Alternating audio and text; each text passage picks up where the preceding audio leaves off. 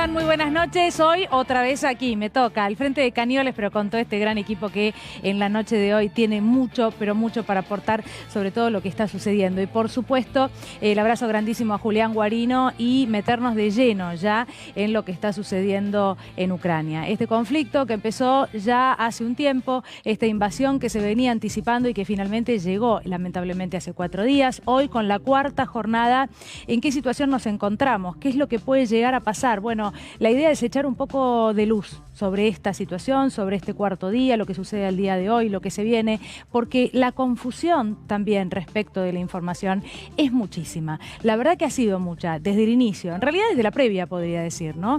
Desde aquellos días en los que escuchábamos al presidente Biden anticipando que Vladimir Putin iba a avanzar, que la invasión era inminente, y el mismo presidente ruso era quien decía que esto no iba a suceder. Bueno, la situación al día de hoy es totalmente distinta, ¿no? Filas en los cajeros automáticos, víctimas fatales, ejércitos improvisados dentro de Ucrania, aquellos que siguieron la indicación del presidente Zelensky que tenía que ver con armarse, la prohibición de no salir del país. Este también es un dato no menor para los hombres de 18 a 60 años, para que se quedaran a defender Ucrania. Pero en medio de todo esto, las imágenes que estábamos viendo ahora, la frontera con Polonia, las largas filas de personas intentando salir. Hoy en uno de los relatos escuchaba a alguien que describía esa situación como mujeres y niños, porque claro, los hombres tienen prohibido dejar Ucrania. Bueno, esas largas filas para escapar de lo que no se sabe cuánto va a durar, si bien ahora sí, por estas horas, hay abierta una vía de negociación y ahí vamos a focalizar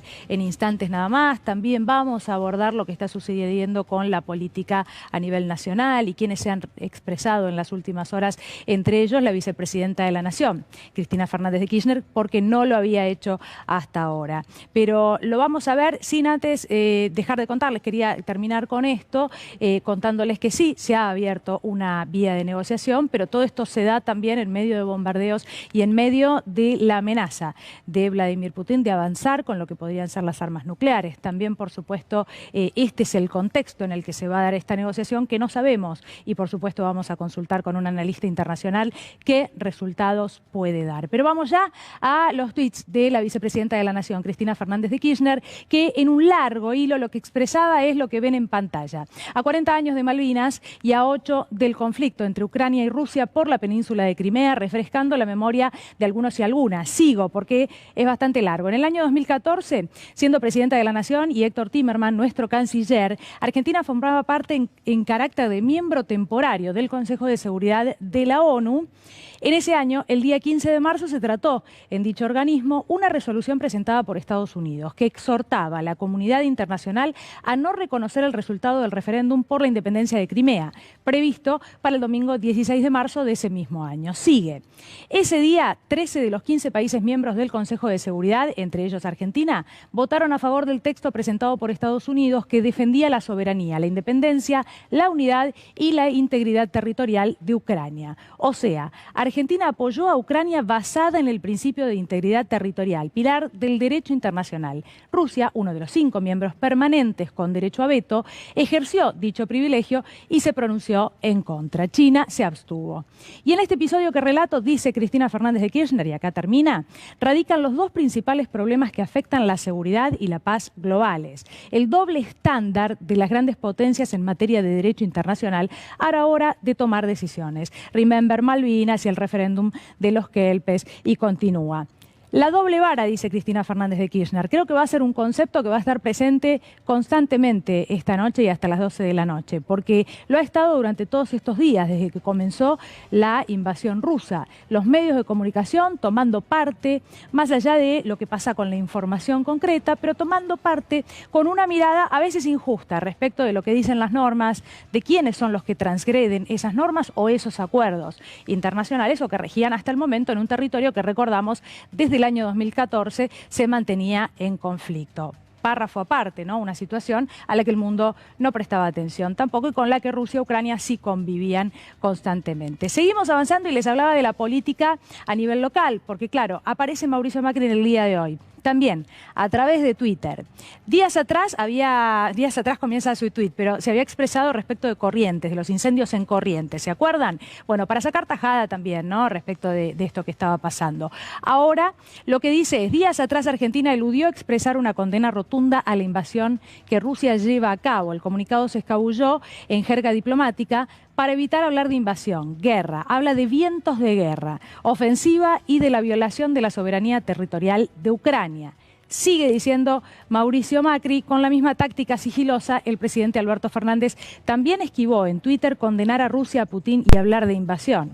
Esta actitud oficial nos avergüenza a gran parte de los argentinos que vemos las terribles imágenes de la invasión iniciada por Putin, filmadas por civiles indefensos. Bueno, continúa, dice que este es un gobierno sin rumbo, aprovecha y la verdad que se mezclan un poco las cosas, ¿no? Porque en medio de un conflicto internacional a nivel mundial, bueno, también se refiere a la política local. Vamos a hablar de eso, del comunicado, del gobierno, y quiero saber qué piensan los caníbales, por supuesto, de esto, de lo que sucedió en el día de hoy también. Santiago Cafiero, el canciller que se reunió hoy con Michelle Bachelet. Tengo otra cosa en pantalla, pero también la vamos a leer. La Argentina reclama que Rusia... estas fueron las palabras del canciller Cafiero.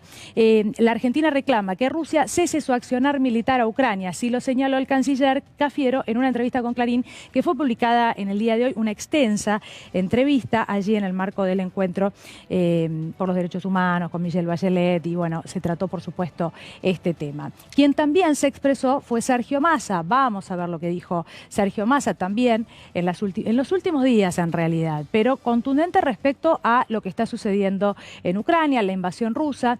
Dice Sergio Massa, el ataque e invasión ejecutado por Rusia en las últimas horas constituye no solo uno de los hechos más graves de las últimas décadas, sino que además pone en peligro a todo el pueblo ucraniano, a Europa, y desestabiliza al resto del mundo. Bueno, las consecuencias que este conflicto va a tener en el mundo entero, digo, las consecuencias en general, las económicas por sobre todo, es lo primero que vamos a ver, o lo que ya estamos viendo según lo que sucede en las bolsas del mundo, lo que va a llegar a la República Argentina y va a afectar y tendrá que ver con los precios, con nuestra economía diaria, con el costo de la energía, ese costo que se va a trasladar al precio de los alimentos, lógicamente. Bueno, mucho para analizar desde ese punto, ¿no? Y seguramente mis compañeros estarán ansiosos ya para empezar a aportar, porque por más que parezca que es algo que está sucediendo muy, pero muy lejos, las consecuencias las tendremos en breve, ya en nuestra República Argentina, en un contexto, de acuerdo con el Fondo Monetario Internacional, y un 2022 que se viene muy difícil en lo que tiene que ver con los precios, sobre todo. Bueno, Patricia Bullrich también, como parte de la oposición, decidió tuitear. Cuanto conflicto o cuestión sobre la que expresarse surge, la verdad es que Patricia Bullrich lo hace. Bueno, en su carácter de opositora, de exministra, esta vez tuiteó y lo que dijo es: vamos a Kiev. Sí, así comienza su tuit. Dice: vamos a Kiev. Todos los demócratas del mundo debemos movilizarnos. Yo acá pondría un signo de pregunta. Aprovecho la propuesta de ponerle el cuerpo a la paz junto a Zelensky, el presidente ruso. Esta es la manera de defender la democracia. Somos muchísimos más los que estamos con Ucrania y en contra de los gobiernos autocráticos. La verdad que lo primero que se me viene a la mente es este llamado de Zelensky a los propios ucranianos a salir a la calle armados, ¿sí? A defender a Ucrania, a defender Kiev, rodeada por estas horas, en este momento tan difícil. No puedo dejar de pensar en aquella irresponsable Patricia Bullrich, que a la salida de un restaurante decía, así como ahora rápidamente escribió: vamos a Kiev, esto es lo que tenemos que hacer, movilizarnos. ¿Se acuerdan? Decía: hay que salir a la calle armados, cuando no había ninguna situación en la República Argentina que requiriera, ¿no?, que los argentinos salgamos armados, más allá de los episodios de inseguridad, la inseguridad recurrente, que no se encuentra solución, que nos duele y todo lo que ya sabemos. Pero bueno, vuelve a sumarse a esto como si hubiera alguna relación en las dos cosas, cuando claramente no la hay. La verdad, hay que decirlo, no la hay. Me voy ya a la mesa con mis compañeros. Hoy se suma el doctor Ubeira y empiezo con él porque, bueno, la última vez que yo estuve no estaba acá en la mesa. Bienvenido, doctor. Buenas noches. ¿Qué tal? ¿Qué ¿Cómo tal? estás? Muy vale bien. Puño, vale puño. Bueno, la doctora Natalia Salvo, Liliana Hendel, Úrsula Varghés, bienvenidos a todos. Muy buenas noches. Podríamos empezar diciendo que el tema de esta noche, la verdad...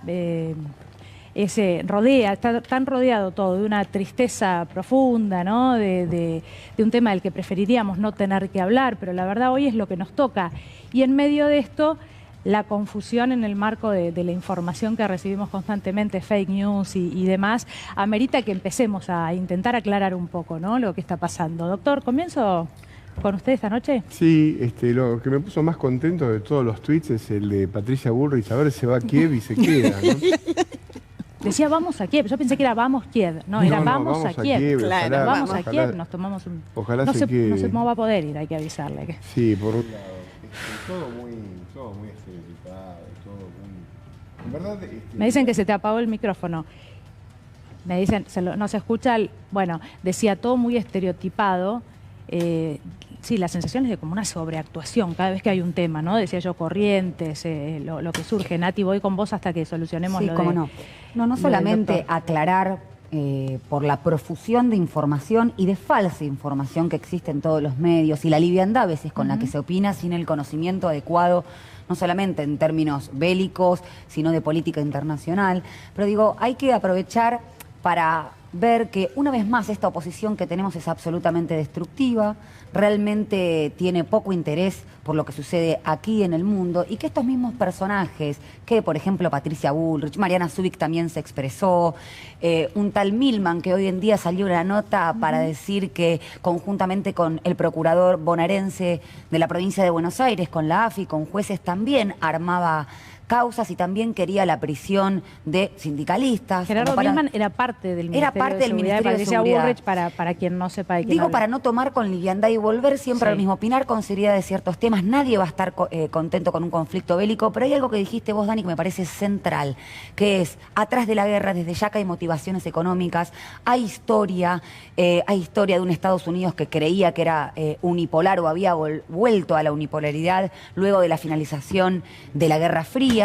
Existe también la doble vara o el doble estándar del que aludía la vicepresidenta de la Nación en relación al principio de integración o de integridad territorial, ¿no?, del respeto a ese principio. Entonces me parece que los análisis son absolutamente sesgados y nos quedamos desde ya en lo bélico y no vemos el conflicto económico y sobre todo, Dani, cierro con esto, cómo va a impactar en la República Argentina respecto del precio de los alimentos y también de la energía. Bueno, es lo que se viene, ¿no? Parece que es por ahí. Ahora sí, doctor. Perdón. No, está todo muy sobreactuado.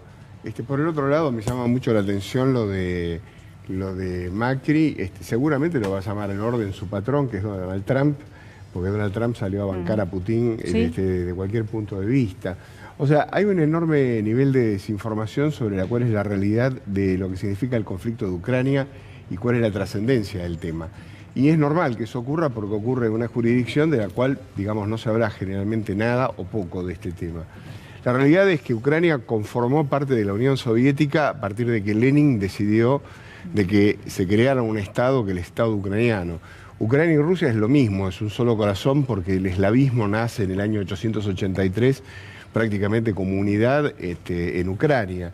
Hay que recordar que un secretario general del Partido Comunista, y nada más ni nada menos que el jefe político que defendió Stalingrado, que era Nikita Khrushchev, ¿de dónde era? De Ucrania. O sea, que la relación, o sea, la península de Crimea y la ciudad de Sebastopol la crea Catalina la Grande. O sea, dicen una cantidad de pavadas que realmente la unión, más allá, digamos, de los lazos políticos o de estados. Y aparte, si hubo un país que fue dador de soberanía, fue la Unión Soviética, porque cuando se desintegra todos estos países de los que nosotros hoy estamos hablando, Kazajistán, Estonia, todo este tipo de países fueron reintegrados con soberanía a ese lugar. En el año 91 había 17 países que integraban la OTAN, ahora son 30 y pico. La pregunta del millón es la siguiente: todos se armaron y el Pacto de Varsovia, que era para defender a los países comunistas, y la NATO justamente se crea como contracara de esa cuestión, dejó de tener sentido a partir de que Mikhail Gorbachev extinguió por completo la Unión Soviética y creó un país nuevo que se llama Rusia. Entonces, la pregunta que vos te tenés que hacer es, ¿la OTAN a quién defiende? Pero el cipallismo argentino llega a niveles asombrosos. O sea, el Diario de la Nación y este expresidente que tenemos le está tomando la temperatura al gobierno actual a ver qué dice o no dice con respecto al tema.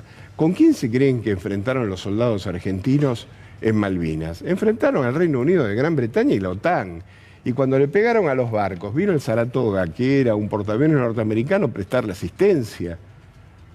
Entonces, cuando yo escucho a un grupo de tarados que sale a bancar el tema de la OTAN y veo a los analistas internacionales que se llenan la boca con el tema de la OTAN.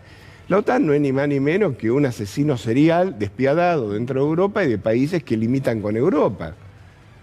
Entonces, ¿ahora qué pasó? Y bueno, se encontraron con un ruso. Espero que no cometan el tercer error, porque Napoleón tenía mucho más mérito que el actual canciller de Alemania. O sea, digamos, entre Putin y el resto hay robo directamente.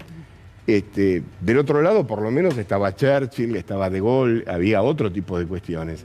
Estos son todos marionetas. Y la realidad es que no hay que meterse. Le fue mal a Napoleón y le fue mal a Hitler. Ahora, ¿qué es lo que están buscando? ¿Generar un problema con Rusia? La verdad, desde el punto de vista de los intereses lo puedo llegar a entender. Desde el punto de vista de la geopolítica me parece un disparate.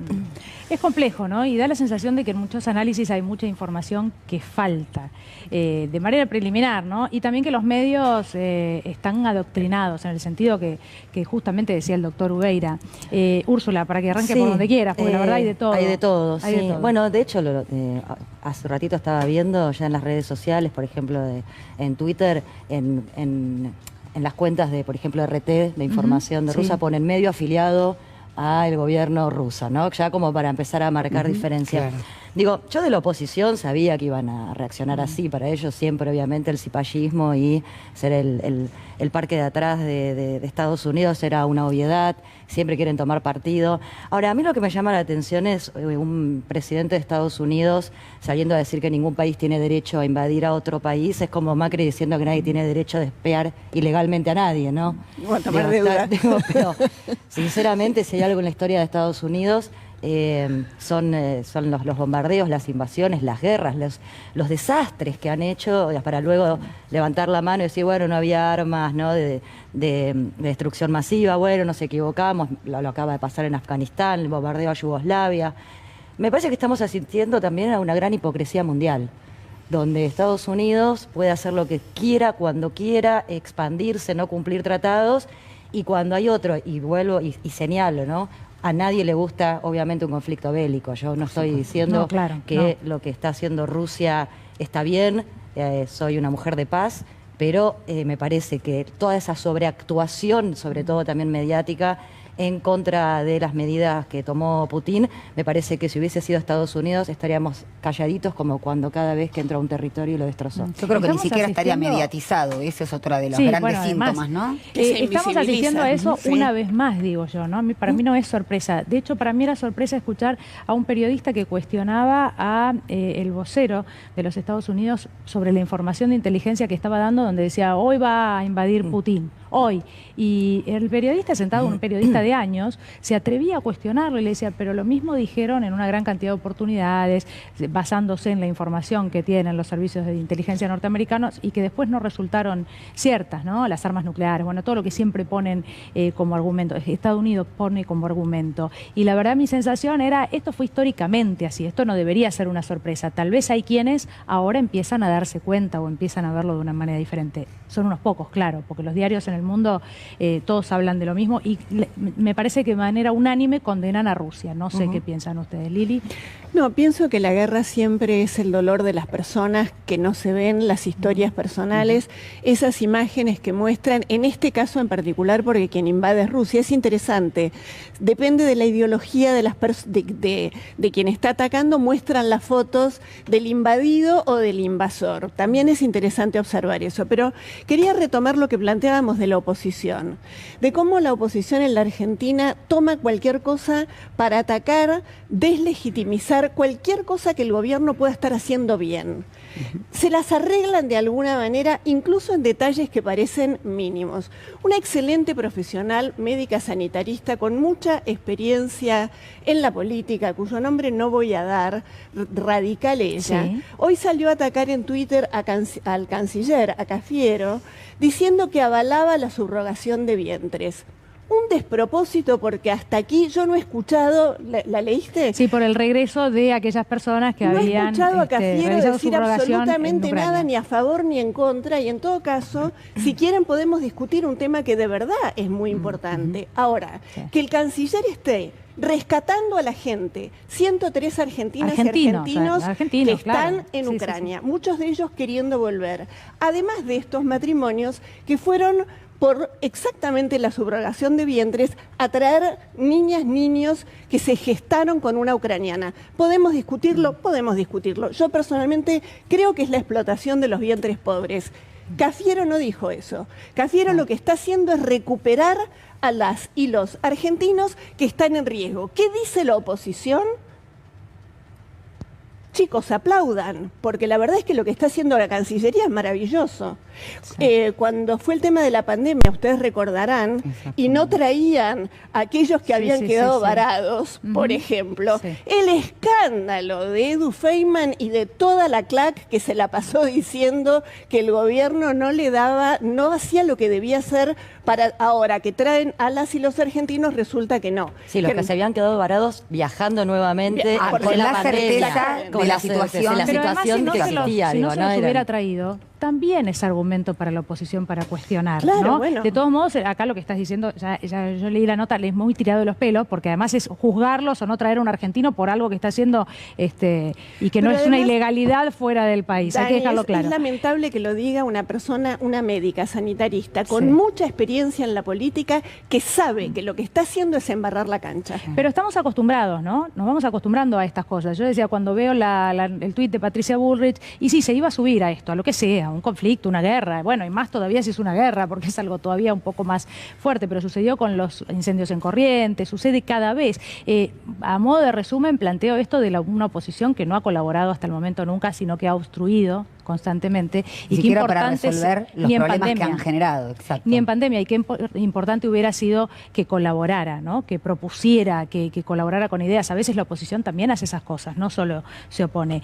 Bueno, tenemos a Marcelo Vignone, analista internacional, está aquí con nosotros. Era muy importante, Marcelo, tenerte esta noche. También a Pedro Peretti, bienvenido, Pedro. Las consecuencias económicas, ya lo hemos mencionado varias veces, se empiezan a sentir a nivel local, allí en Ucrania, Rusia, pero seguramente van a llegar al mundo entero o están llegando al mundo entero, y también nos toca una parte a nosotros muy importante para analizar. Marcelo, nos encontramos ahora ante una puerta abierta en este cuarto día de invasión, donde una de las últimas noticias tiene que ver con las negociaciones que podrían avanzar. ¿Crees que esto puede llegar a buen puerto? ¿Qué puede llegar a pasar? ¿Tenemos que verlo como algo positivo?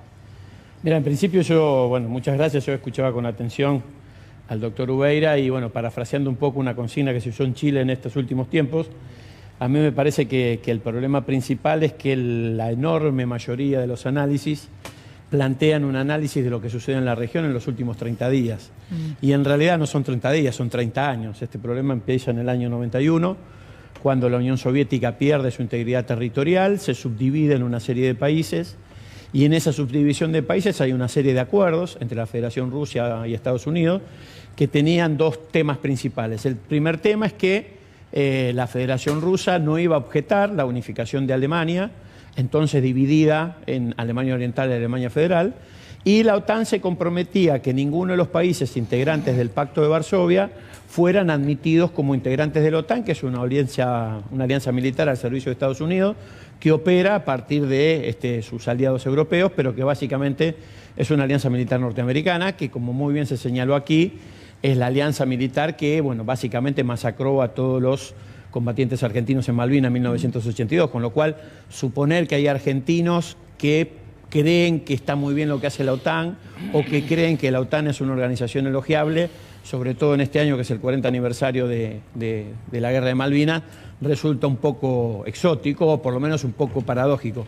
En relación a la negociación, básicamente me parece que lo que empieza a ponerse blanco sobre negro es que, una vez más, como sucedió con otros países, digamos, la OTAN y Estados Unidos utiliza a Ucrania como carne de cañón, digamos, había un objetivo de intentar desestabilizar la Federación Rusa.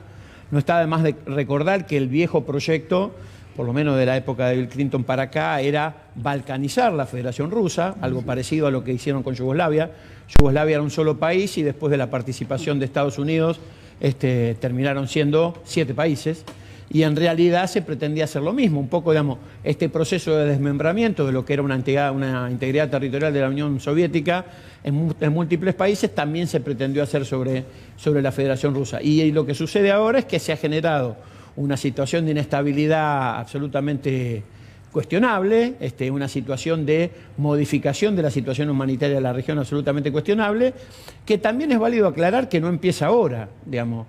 La situación de matanza indiscriminada de civiles en Ucrania se inicia con el golpe de Estado del año 2014, apoyado y legalizado por Estados Unidos poco tiempo después, que lleva a la fecha nada más y nada menos que 14.000 muertos civiles denunciados ante el Tribunal Europeo de Derechos Humanos, que inclusive admitió esta denuncia por genocidio llevada adelante por fuerzas paramilitares en conjunto con las fuerzas ucranianas. O sea, Marcelo, la complejidad que tiene este tema es mucho más difícil que plantearlo invasión sí, invasión no, porque se invadió, porque no. Sí, claro, pero ¿sabes qué? Me parece que para muchos hay un punto que no queda claro y que tiene que ver con, es verdad, es un conflicto que desde 2014 se viene dando. Vladimir Putin lo que dice es, yo de hecho llego a pacificar, utilizo esa palabra, utilizó una gran cantidad de palabras, habló de los neonazis, habló de los drogadictos, varias cuestiones que después sí vale la pena también desmenuzar, pero lo que dice, yo voy a pacificar ahora esa zona de Ucrania, pero llega hasta Kiev. ¿Sí? Creo que esto es lo que tal vez confunde un poco a todos, porque claro, bueno, sí, en realidad se trataba de incorporar a Ucrania a la OTAN, ese era el temor y las bases y que hubiera soldados norteamericanos cerca de Rusia y todo esto que venimos explicando ya hace varios días, pero lo que sucede es que la invasión la hace Rusia y la hace con argumentos, a ver si vos nos podés ayudar también a entender por qué hay muchos que creen que solo hay un lado que condenar en esta cuestión. Lo de la invasión la hacen Rusia es absolutamente relativo. O sea, en realidad lo que está haciendo Rusia está destruyendo material militar que de manera ilegal ingresó a Ucrania, procedente de la OTAN, sin ningún tipo de justificación internacional que haga que ese material esté ahí. Y la razón por la que está avanzando hasta Kiev, básicamente son dos. La primera, porque todos los informes de inteligencia rusa indicaban que iba a haber una acción de sabotaje en la central nuclear de Chernobyl. Y la segunda, porque tan solo en drones estadounidenses destruyeron más de 500 drones estadounidenses que de modo ilegal estaban en Ucrania para operar contra la Federación Rusa. Esta idea de que en la política internacional hay buenos y malos, esta idea de que Occidente lucha por la democracia y la paz es un cuento para niños. Sin duda, sí.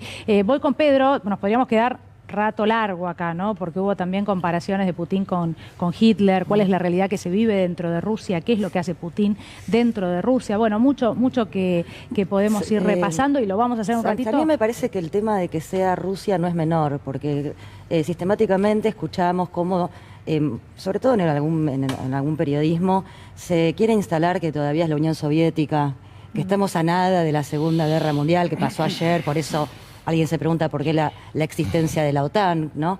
Y me parece que le sirve, ¿no? El comunismo, otra vez. El fantasma mundial. Tenemos algo de eso también, el fantasma para dentro de un ratito. Constante.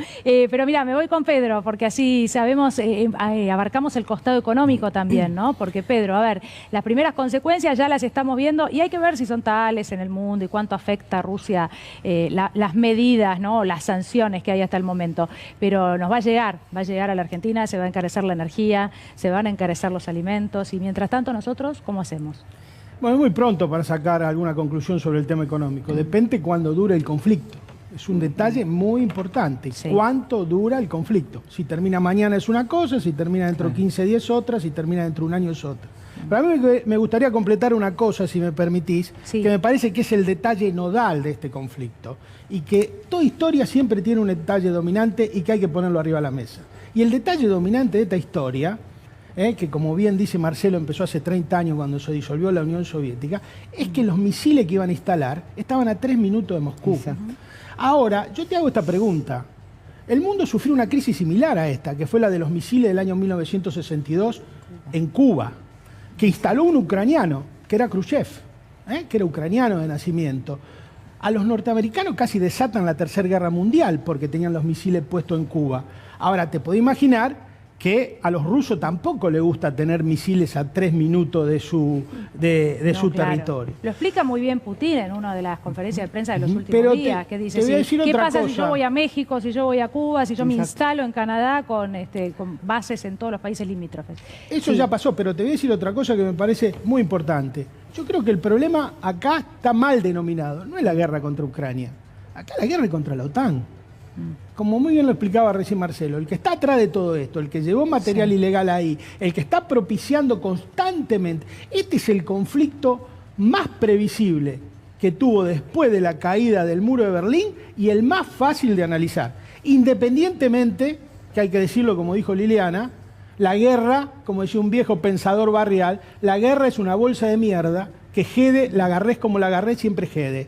Entonces eso hay que tenerlo muy en cuenta. Nadie quiere la guerra, pero a ver, acá la seguridad del mundo tiene que estar garantizada para todo el mundo y no para nosotros. Sí, y otro claro. tema que me cae muy mal, pero muy mal, es que la ciudad de Buenos Aires haya vestido el obelisco con la bandera de Ucrania.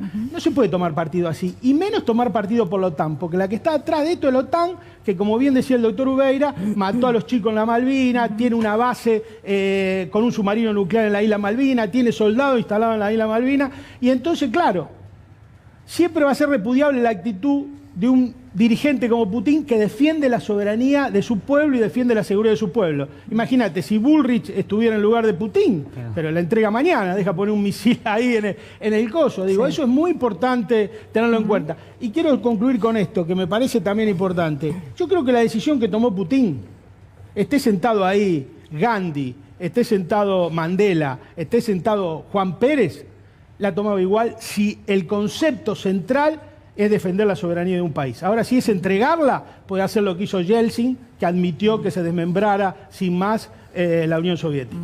En la semana, bueno, hubo todo tipo de declaraciones del jueves, viernes. Carlos Rucauf, por ejemplo, comparó a Putin con Hitler, no sé si lo escucharon. Dijo, la única solución, consultado por la solución para esto, dijo, la única solución es matarlo. Bueno, hubo diferentes declaraciones de todo tipo, gran pensador, irresponsables, ¿no? Muchas de esas declaraciones. Pero acá en C5N, en Debate Abierto, el viernes por la noche, hablamos con Jorge Alemán. Y yo había escuchado algunas declaraciones de él respecto de la mirada sobre Vladimir Putin, donde también habrá seguramente mucho para decir. Esto decía. Todo, Lo ¿no? conozco porque tuve el honor de ser traducido al ruso. Fui a presentar mi libro a Rusia y la izquierda me invitó. Sí. Entonces conozco una serie de cosas que, bueno, le dan las características a Putin de un determinado tipo de liderazgo. ¿De qué tipo de liderazgo? Bueno, a ver, porque si no en Argentina se confunde todo. Yo estoy a favor geopolíticamente de mantener la relación con Putin, agradecidísimo con la vacuna Sputnik, me parece que forma parte de un determinado equilibrio internacional. Luego adentro, evidentemente, un hombre que sacó la ley de violencia de género para que cualquier hombre le pueda pegar a una mujer todas las veces que quiera, que tenga prohibido hacer una marcha por los derechos de los homosexuales, que incluso tenga prohibido a la izquierda escribir en el Facebook y tenga, bueno, sería, aunque es una vulgaridad decirlo así, un líder autocrático. ¿Marcelo? No, mira, uno de los preceptos centrales del derecho internacional es que cada país tiene derecho a organizar su Estado como decida y su legislación como su democracia se lo permita. Yo no me parece que nosotros estemos en condiciones de opinar sobre lo que pasa en cada país o deja de pasar. De hecho, Pedro Sánchez tiene acusado a un genocida que prendía gente fuego por la calle en Caracas, Leopoldo López lo tiene asilado en España. Desde esa perspectiva podríamos decir que Pedro Sánchez asila genocidas. A mí me parece que la discusión sobre la política interna de los países es soberana a los países. Siempre la tradición de política argentina ha sido una tradición de no injerencia. A mí me parece que esto tiene que ser analizado en el marco de la geopolítica. ¿Qué deciden hacer los rusos con su legislación y con su gobierno? Es un problema de los rusos. No es un problema ni de Jorge Alemán, ni mío, ni de ningún argentino. Lili. No tengo muy una posición en relación a esto. Lo que sí me parece es que no deberíamos jamás dejar de pensar en el dolor que significa una guerra. Porque a veces tengo la sensación que nos vamos en la abstracción de los grandes títulos y olvidamos lo que significa la devastación real y las consecuencias generacionales. Quienes han estudiado lo que sucede en las sociedades hablan de 2 o 3 generaciones para recuperarse de lo que significa no solo la economía, sino de lo que implica en la identidad de un pueblo la situación de guerra. Y cuando se despliegan las ideas de lo político, de lo económico, olvidamos que estamos hablando de seres humanos, que estamos hablando de personas, que eso que vemos en las imágenes son mujeres, varones, niñas, niños que están intentando salvar su vida con el bolsito con el que se llevan lo poco o lo muchísimo que tenían. Y cuando se van a otro país, lo que les queda es una foto y un agujero en el alma. ¿Y saben qué? Ese agujero es para siempre. No, es terrible. Yo quiero dejar en claro que, a ver, cualquier pregunta respecto de qué es lo que sucede fronteras adentro de Rusia, lo único que intenta hacer es, bueno, aportar información, ¿no? Aportar información concreta sobre lo que viven quienes viven en Rusia hoy. Simplemente eso. Esto no es justificación de ningún tipo de invasión, de guerra, ni da la razón. Digo, porque vos rápidamente enfocaste a esto, a estar en contra de la guerra, y por supuesto que creo que en eso estamos todos de acuerdo, y el dolor que implica, ¿no? No estoy tan segura que estemos todos de acuerdo. Bueno, sí, está bien, coincido con vos. Estamos de acuerdo aquí y allí con nuestros invitados de lujo, Sí, pero sí, cada sí, vez sí. estoy más convencida de que lamentablemente no todos y todas estamos de acuerdo. Bueno, Úrsula. no nos olvidemos que estuvo la OTAN, ¿no? Cebando a Ucrania, cebándola. Cuando se dio vuelta ya estaba de nuevo Ucrania sola. Digo, no es un dato menor. Por Yo eso más que estaban de la guerra hablaría de las guerras. Y si Pero- habláramos de las guerras, el 81% de las que existieron del 45 hasta acá la promovió Estados Unidos. Sí. No, y además eso quería señalar, que me parece que uno puede, obviamente, tiene sus opiniones sobre el colectivo LGTBQ+, sobre los derechos de las mujeres, pero me parece que también no nos rasgamos las vestiduras cuando vemos el odio que hay, por ejemplo, en Estados Unidos sobre la gente negra. Claro. ¿No? Y cómo los apresan, cómo le tienen terror a la policía en un horario de noche. Si sos de color, sabes que te pueden llegar a golpear o incluso matar. Y no nos horrorizamos, eso pasa. Y yo creo que acá es muy importante la pata, pero muy importante, de los medios de comunicación, que van generando qué cosa está mal, qué cosa hay que repudiar, Putin malo, Biden bueno. Y es como la gotita en la piedra, ¿viste? Esta Uno construcción termina... de la que vos hablabas en el programa anterior, ¿no? La construcción que van haciendo de los un medios, enemigo. esa demonización que después hace Exactamente. justificar, Y hoy ¿no? estaba viendo que, por cualquier cosa, ejemplo, ¿no? ciudadanos y ciudadanas africanas e indios de Ucrania no los están dejando ir. Es decir, no les dan los trenes, es decir, están dejando solamente pasar a gente blanca, con lo cual sigue habiendo también racismo en Europa. Me parece que, pero vuelvo a señalar, los medios de comunicación tienen una gran responsabilidad. Sí, sin Del duda. mundo, Lo tenemos perdón, ya los medios de Alexis Garbars. comunicación, Sí, perdón, claro. Dani, Sí. del mundo, porque Sí, esto que claro, vemos acá de la del gran mundo entero. concentración de medios está sucediendo en el mundo. Y quedará para discutir, Marcelo, en otra oportunidad, esto acerca de la soberanía y de las decisiones. Creo que el tema de los derechos humanos después de la Segunda Guerra amplió eso, y una no debería quedarse impávida mirando cómo el Estado soberano decide masacrar gays o masacrar negros o masacrar judías o judíos. Me parece que hay algo que se rompió en la Segunda Guerra o que debió romperse, que es que esa soberanía de los estados en el punto del atentado a los derechos humanos debería tener por lo menos una permeabilidad diferente. Marcelo, No, seguramente querés contestar. Me dicen que lo tenemos a Ariel Garbars. Quiero No, yo brevemente, decirle que en digamos, instantes vamos con él, porque hace rato que está esperando. Ahora sí, dale. No, brevemente, digamos, a mí me parece que en realidad cuando uno analiza conceptos, debe generar todos los conceptos. Cuando Estados Unidos habla de integridad territorial, habrá que preguntarle por qué no respeta la integridad territorial de Cuba, teniendo de modo ilegal una cárcel en ese territorio. O cuando habla de derechos humanos, o los medios de comunicación transmiten en derecho desde Ucrania, ¿por qué no hacen una transmisión en derecho sobre cómo Estados Unidos tortura presos ilegales en Guantánamo? Sí. Me parece que lo que hay es una gran transición de lo que hace 20 años nosotros conocíamos como medios de comunicación y hoy son en realidad espacios publicitarios. Del mismo modo que las justificaciones de supuestos valores internacionales son nada más que justificaciones de posiciones políticas. El solo hecho de pensar que hace nada más que 3 años Arabia Saudita presidió el Consejo de Derechos Humanos de Naciones Unidas, uno dice, wow, ¿y cuál sería la validez de Arabia Saudita para presidir el Consejo de Derechos Humanos? Me parece que lo que está en crisis es todo el andamiaje multilateral que surgió después de la Segunda Guerra Mundial y que ya en la práctica casi no sirve para nada. Doctor. Sí, hay una cosa que me parece que es bueno recurrir a la historia porque dice que la historia no se repite pero rima, ¿no? Después, con el tiempo. Los señores que manejan una nación como Rusia, o como China o como Estados Unidos, cuando toman las decisiones, las toman en decisiones en función, digamos, de los intereses que supuestamente representan. Yo quiero hacerle reflexionar a la gente que la Segunda Guerra Mundial se inició en el año 39. La invasión a Rusia es en el 41. Y Stalin, para prepararse, porque sabía que Hitler lo iba a invadir, acordó un pacto que fue el de Beria-Ribbentrop, que es entre el ministro, el canciller de Rusia y el canciller de Alemania, a los efectos de la no agresión. Y de hecho, Rusia, o sea, la Unión Soviética y Alemania, se comieron prácticamente la oficialidad polaca y la fusilaron. Stalin después lo negó y Gorbachov mostró la lista de polacos que habían fusilado entre alemanes y rusos. Lo que trato de explicar, o de lo que quiero decir, es que cuando uno enfrenta peligros de carácter nacional, y lo que está en juego es la seguridad y la soberanía de determinado tipo de países, Rusia todavía tiene el recuerdo absolutamente fresco. De hecho, es el homenaje más importante que tiene Rusia hasta el día de hoy, es el día de la Gran Guerra Patria. O sea, ellos dejaron 25 millones de muertos. O sea, ¿alguien seriamente puede pensar que Putin, que fue general de la KGB y que se formó dentro del sistema soviético, puede de alguna manera no tener presente en el ADN lo que significó para Rusia un momento de debilidad?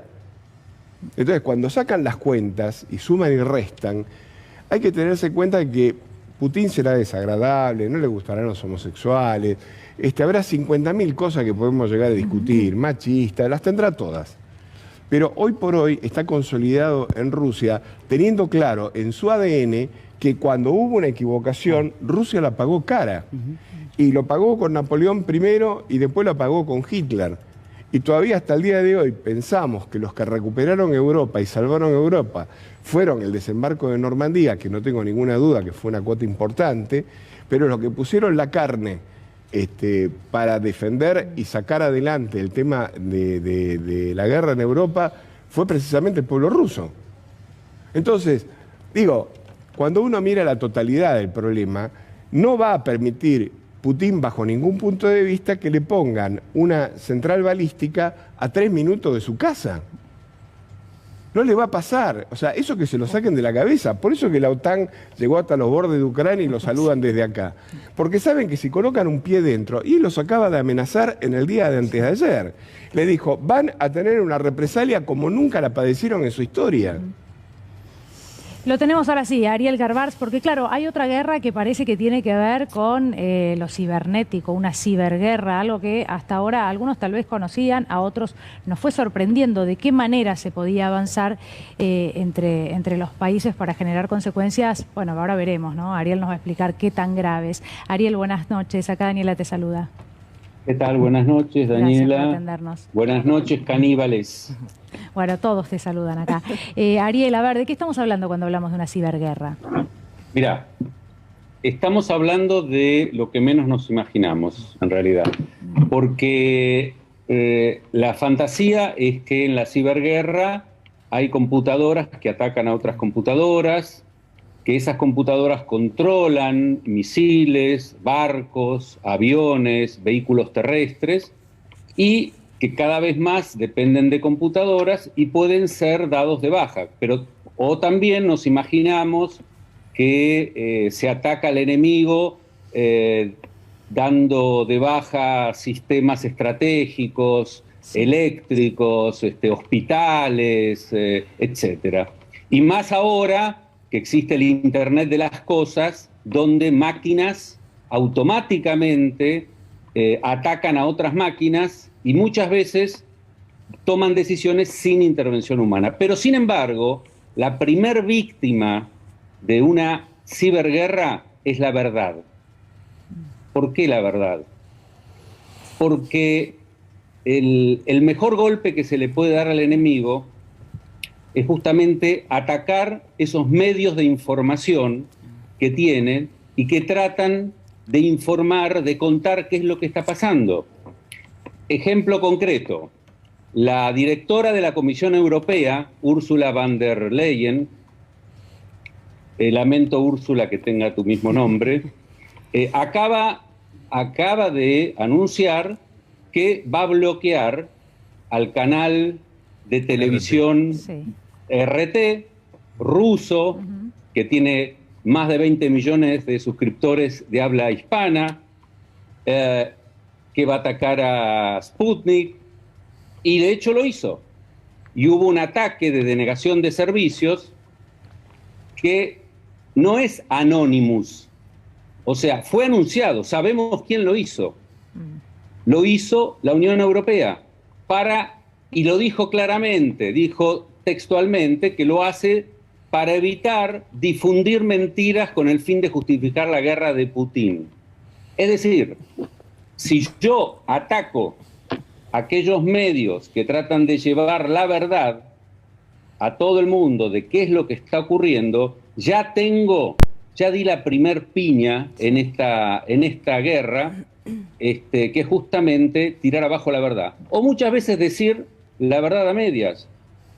Allí no tienen, por ejemplo, una ley que monopoliza la comunicación como tenemos en la Argentina. Es decir, acá no necesitaríamos atacar a todos los medios alternativos, atacar a C5N para que no se sepa esa verdad de Clarín, Nación e Infobae. No lo necesitamos, porque justamente ya tiraron abajo la ley de medios, ¿no es cierto?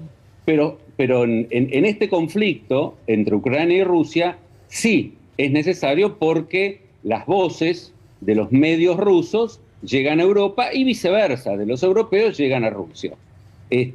Por otro lado, se piensa que hubo un ataque, porque hubo un ataque también al Ministerio de Defensa ruso, por parte de ese colectivo de hackers autodenominado Anonymous, que le declaró la guerra cibernética a Rusia.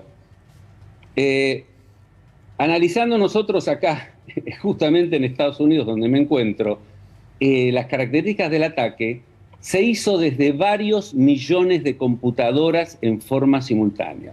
Según The Guardian, que es una prensa amarilla, exagera, dice que fueron 100 millones. No, no fueron 100 millones, pero fueron muchos millones de computadoras que simultáneamente atacaron a un organismo ruso, atacaron a medios de comunicación rusos, y es imposible que este colectivo o cualquier colectivo hacker pueda organizar semejante ataque. O sea que allí lo que hay detrás de Anonymous es una poderosa agencia de inteligencia con muchos recursos. Es decir, empecemos a desarmar esas mentiras o esas fake news que se instalan, y donde justamente la ciberguerra tiene un rol fundamental para, como les decía al principio, para que la primer víctima sea la verdad. Sí, sin duda. La verdad que lo que nos contás, uno piensa, en este caso yo tenía entendido que habían sido varios edificios de gobierno rusos, bueno, no sé, si un ministerio solo o de mayor magnitud, pero digo, con consecuencias, a ver, uno empieza a comparar y dice, bueno, pensamos que la guerra en este siglo iba a tener más que ver con eso, ¿no? Que con lo terrenal, con ir a matar personas, con avanzar, y da la sensación de que se da, lamentablemente, digo, en los dos planos en paralelo. Claro, en los primeros días hay que derribar la verdad. Hay que instalar las verdades, entre comillas, de probablemente aquellos que tengan más poder de fuego informático. Después sí, si escala el conflicto, obviamente ahí vamos a ver la capacidad, les decía, del Internet de las cosas, donde ya están instaladas antenas en casi todos los vehículos modernos, y digo vehículos por mar, por aire o por tierra, que se utilizan en las guerras, donde el nivel de eficiencia es muy alto, pero también ya hemos tenido muchos casos, lo hemos tenido incluso en la Argentina, como ayuda a ese tipo de ciberguerra destruir, por ejemplo, todas las comunicaciones, tirarlas abajo, dejar sin electricidad a un país entero, como nos pasó acá, y todavía tenemos dudas de cuál fue el origen. Yo adscribo al origen de un ataque que no fue accidental por cómo es la estructura de alimentación eléctrica que tenemos en la Argentina, que es altamente redundante. Y así se avanza, por supuesto, en una guerra donde uno dice, bueno, es preferible que las víctimas sean vehículos de guerra y no personas. Lo que ocurre es que en general lo que se trata de desarmar son todos los recursos y toda la logística que tiene el ejército enemigo, y ahí, por supuesto, que las bajas convencionales, que son las vidas humanas y que es lo que más nos angustia, siempre están presentes. Sin duda. Ariel, muchísimas gracias. No, gracias a ustedes, hasta siempre. Gracias. Me dicen que tenemos un Donald Trump, porque Donald Trump también tuvo su protagonismo en estos últimos días, pero es interesante escuchar lo que decía hace un tiempo, creo que esto es 2018, respecto del avance de la OTAN. Marcelo, y después quiero saber tu opinión sobre esto. Mirá. It's very sad when Germany makes a massive oil and gas deal with Russia, where you're supposed to be guarding against Russia, and Germany goes out and pays billions and billions of dollars a year to Russia. So we're protecting Germany, we're protecting France, we're protecting all of these countries, and then numerous of the countries go out and make a pipeline deal with Russia, where they're paying billions of dollars into the coffers of Russia. So we're supposed to protect you against Russia, but they're paying billions of dollars to Russia, and I think that's very inappropriate. And the former chancellor of Germany is the head of the pipeline company that's supplying the gas. Ultimately, Germany will have almost 70% of their country controlled by Russia with natural gas. So you tell me, is that appropriate? I mean, I've been complaining about this from the time I got in. It should have never been allowed to have happened. But Germany is totally controlled by Russia, because they were getting from 60 to 70% of their energy from Russia and a new pipeline. And you tell me if that's appropriate, because I think it's not. And I think it's a very bad thing for NATO, and I don't think it should have happened. And I think we have to talk to Germany about it. On top of that, Germany is just paying a little bit over 1%, whereas the United States, in actual numbers, is paying 4.2% of a much larger GDP. So I think that's inappropriate also. You know, we're protecting Germany, we're protecting France, we're protecting everybody, and yet we're paying a lot of money to protect. Now, this has been going on for decades. This has been brought up by other presidents, but other presidents never did anything about it, because I don't think they understood it, or they just didn't want to get involved. But I have to bring it up because I think it's very unfair to our country, it's very unfair to our taxpayer. I think that 2 world wars and the Cold War taught us that we are stronger together than apart. But how can you be together when a country is getting its energy from the person you want protection against, or from the group that you want protection? Because we understand that when we stand together, also when dealing with Russia, we are stronger. I think what we have seen is that... No, you're just making Russia richer. Well, you're not dealing with Russia, you're making Russia richer. It's very...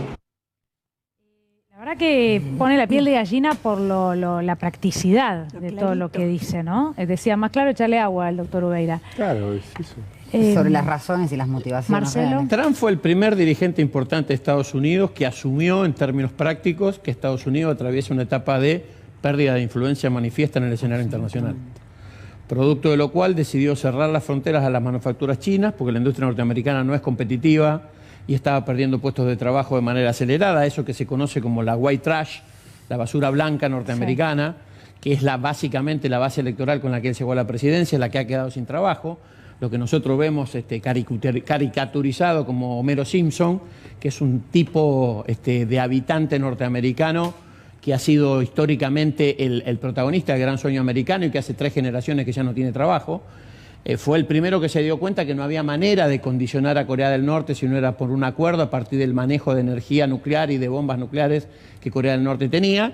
Y fue el primero que le dijo a ese señor que estaba recién ahí enfrente de él, que es un señor noruego que se llama Jens Stoltenberg, de que en realidad lo que estaba haciendo Estados Unidos estaba financiando a la Unión Europea para que con ese financiamiento tuviera mejores condiciones de negociación con Rusia.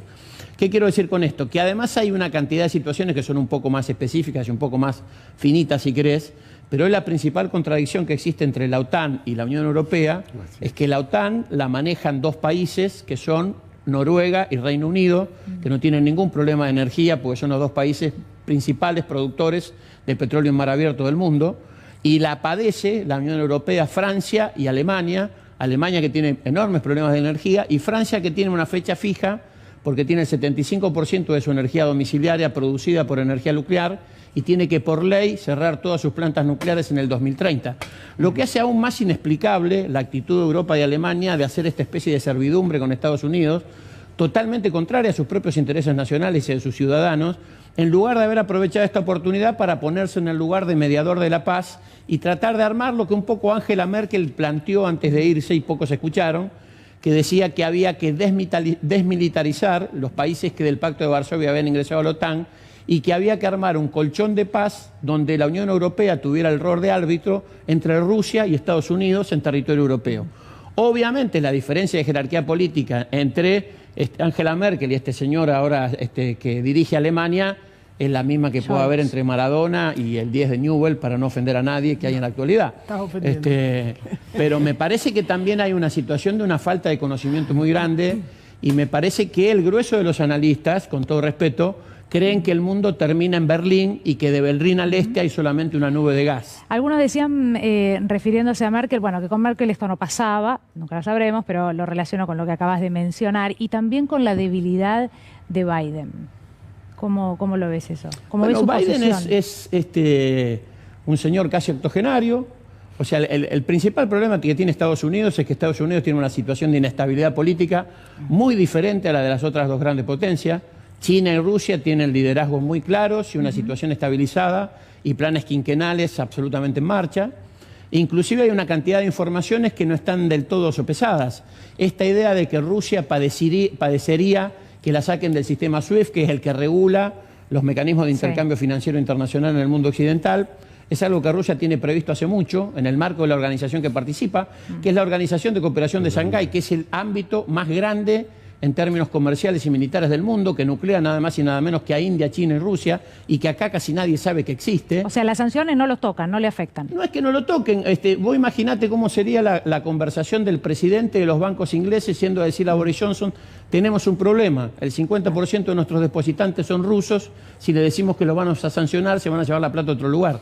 O sea, esta idea de los estados occidentales de haber eliminado todo el poder que los estados-nación tenían y transferirlo a las corporaciones, sobre todo a las corporaciones financieras internacionales, son hoy el arma que va a terminar con ellos. O sea, hoy Rusia y China también tienen la fortaleza que tienen porque entendieron que el Estado de ninguna manera puede abandonar en el punto empresarial la defensa de sus fronteras y sus ciudadanos. Muchísimas gracias, Marcelo, por haber venido. Gracias.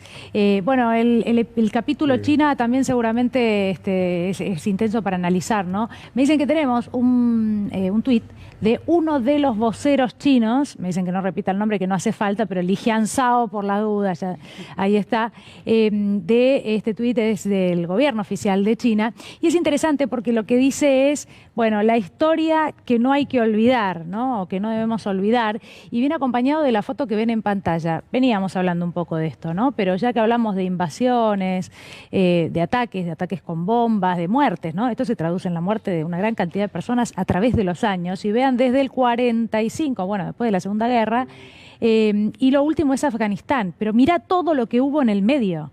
Pero mira todo lo que hubo, hablamos de Latinoamérica, hablamos de Chile, hablamos de, bueno, Turquía, ¿no? El mundo entero, Argentina, Venezuela, Bolivia, Brasil, parece, da la sensación, bueno, Siria, ¿no? Donde Siria también en los últimos años hablamos del desastre que hicieron en Siria, en Libia. Bueno, acá se ve claramente, la verdad que es impactante, esto todos lo sabemos, lo vivimos, ¿no? Con más, menos años, pero puesto así todo junto, doctor, bueno, esta es la realidad, ¿no? De lo que ha hecho Estados Unidos. Siempre me remonto a Marx, porque Marx decía que el capitalismo lleva en sí mismo su propia destrucción, la genera en sí misma. Porque, bueno, estamos viviendo una etapa de agonía final, de determinada etapa de las sociedades mundiales, que finalmente ahora están entrando en una recta y con una velocidad propia de los tiempos que estamos viviendo. Entonces, pasamos de un mundo que era bipolar a un mundo multipolar, donde hoy prácticamente, y por efecto justamente de los propios sistemas capitalistas, se ha generado una multiplicidad de recursos y de funcionamiento de recursos que están anclados fundamentalmente en el capital financiero. Sencillamente porque el capital financiero genera inmediatamente renta, mientras que el capital productivo necesita un tiempo. Sí. Entonces, ¿qué era lo que iba a pasar? Lo inexorable. Los bancos están llenos de plata y esa plata pertenece a determinado tipo de propietarios. Hoy por hoy, la mudanza de determinadas condiciones de plata son las que determinan cuál es la regla del poder. Entonces, esto que generalmente se lanza sobre la mesa, que ahora Rusia va a sufrir y que le va a pasar, si hay un país en el mundo que ha sobrevivido a todo lo que de alguna manera significa darle las partes de Occidente, porque a la Unión Soviética no le ayudó a nadie, ni siquiera después no tuvo un plan Marshall, y ellos se reconstruyeron solos. Imagínate Putin la preocupación enorme que tiene, ahora que ve que China es ultra rica, que los indios están con él, que en cualquier caso, hasta Bolsonaro lo fue a ver, porque la verdad, viejo, es que hay que tener suerte. Fue Bolsonaro de Brasil, Bolsonaro tiene un problema interno en Brasil por ir a respaldar a Putin, ¿no?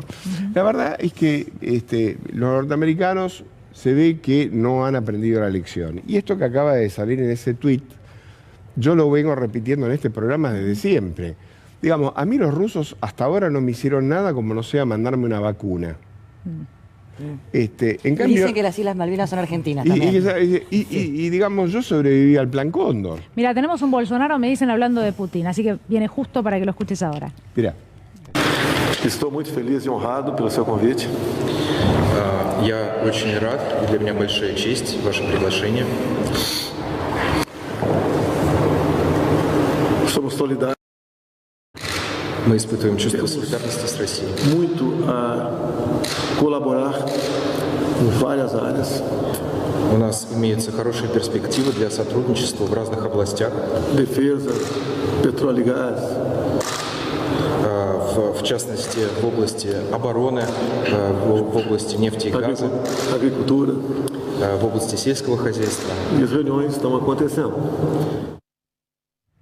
Y los machos, acá tenemos claro, o sea, el macho alfa Bolsonaro se rindió ante el macho alfa de Putin. La verdad, uno ve esto, y esto acaba de pasar hace, no sé, 2 semanas. Sí, nada. Acaba de pasar ahora. Es más, esto es lo que yo trato de explicar. Pero acá pasó muy cerquita también a la visita de nuestro presidente, Alberto Fernández, que acá fue Somos Comunistas, que le preguntaron, ¿se acuerdan? Tuvo que sí, y aparte, yo creo ¿me estás preguntando en serio? Y yo a mí me parece que uno que a veces, yo a mí de vez en cuando le doy a Alberto Fernández, pero la verdad es que la visita a Rusia y después a China, es el único presidente latinoamericano que fue invitado al 100 aniversario del Partido Comunista Chino. O sea, lo que quiero decir es que nosotros tenemos tantos problemas en nuestra vida cotidiana, pero nosotros somos uno de los países más extensos del mundo. Y la economía argentina es una economía, digamos, no la economía esta que va a hablar ahora Amado, sino la economía real como aporte al mundo, es un aporte muy importante. Entonces, la verdad es que creo que tenemos una oportunidad enorme de que el cubilete se acaba de sacudir a nivel de carácter internacional y esperemos que el presidente mantenga la misma línea que ha tenido hasta el día de hoy, que independientemente del acuerdo que llegue al Fondo Monetario Internacional, que sea más o menos exitoso, entienda claramente que las fuentes de financiamiento de la República Argentina no se agotan en Wall Street. Sin duda. Mira, le damos la bienvenida a Amado Boudou, que ya lo tenemos. Ahora le vamos a preguntar a él. Pedro, ¿querías contestar vos? Que viendo la calidad de análisis que hemos tenido esta noche, que uno realmente ha sido brillante, y es una forma, es uno de los pocos lugares que se puede ver de otra manera el conflicto, porque uno cuando recorre los medios de comunicación argentinos se da cuenta de que hay más voceros del Pentágono que periodistas, ¿no? Y eso es una cosa muy triste desde el punto de vista de la autonomía argentina. En el Pentágono sí, hay tanto vocero. Sí me parece que uno tiene la sensación que se está terminando una etapa, que están haciendo un mundo nuevo. Digo, esta alianza entre rusos, chinos y los indios, ponerle por primera vez freno a los Estados Unidos, desde que cayó la Unión Soviética, los Estados Unidos era el matón del pueblo. Hizo y deshizo, bombardeó una capital europea sin autorización, desmembró un país en 7, hizo lo que se le ocurrió. Yo creo que por primera vez aparece un límite claro y se abre una nueva etapa en el mundo. Una nueva etapa a la que también va a haber que prestar mucha atención, Pedro. Eso me parece que sé que coincidís, pero digo, lo aclaro porque también se trata de eso, ¿no? En los próximos años, en lo que se venga, en la economía mundial, pero es como vos decís, tal vez es como vos decís, es lo que se viene. Le pregunto a Madu, ya que lo tenemos acá, a ver, una primera reflexión sobre lo que está pasando en Ucrania. ¿Qué tal, Daniela? Buenas noches a todas y todos. Bueno, nadie quiere que haya una guerra. Nadie quiere el sufrimiento y el dolor. Lo que una guerra o cualquier situación no puede hacer es nublar el análisis o esconder el análisis u ocultar el análisis. Porque estamos viendo imágenes muy duras, muy dolorosas, pero esta situación tiene una historia. Y tiene una historia que podríamos llevarla. No olvidemos que Kiev fue la primera capital de Rusia, ¿no? Sí. Cuando fue el Rus de Kiev. Pero para traerlo más cerca y analizar lo que sucede, que además no podemos perder de vista la cuestión del gas alrededor de lo que sucede, y de que el gas que llega hoy a Europa de Rusia pasa el gasoducto por Ucrania, es algo que no podemos perder de vista. Me parece que desde que se desmembró la Unión Soviética a partir de la caída del muro de Berlín, a 2 años de eso se desarmó el Pacto de Varsovia. Es decir, había 2 ententes militares, una era la OTAN, o es la OTAN, la otra era el Pacto de Varsovia.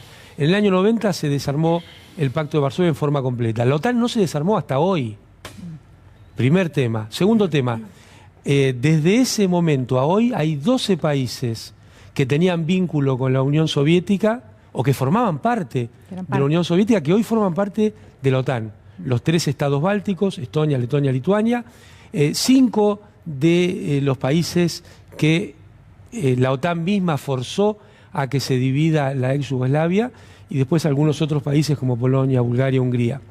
Entonces, esta es una cuestión en la cual la OTAN ha ido encerrando la frontera de Rusia para achicarla lo más posible y llevándole mucho peligro a los bordes de Rusia, y Ucrania es el último paso en esto.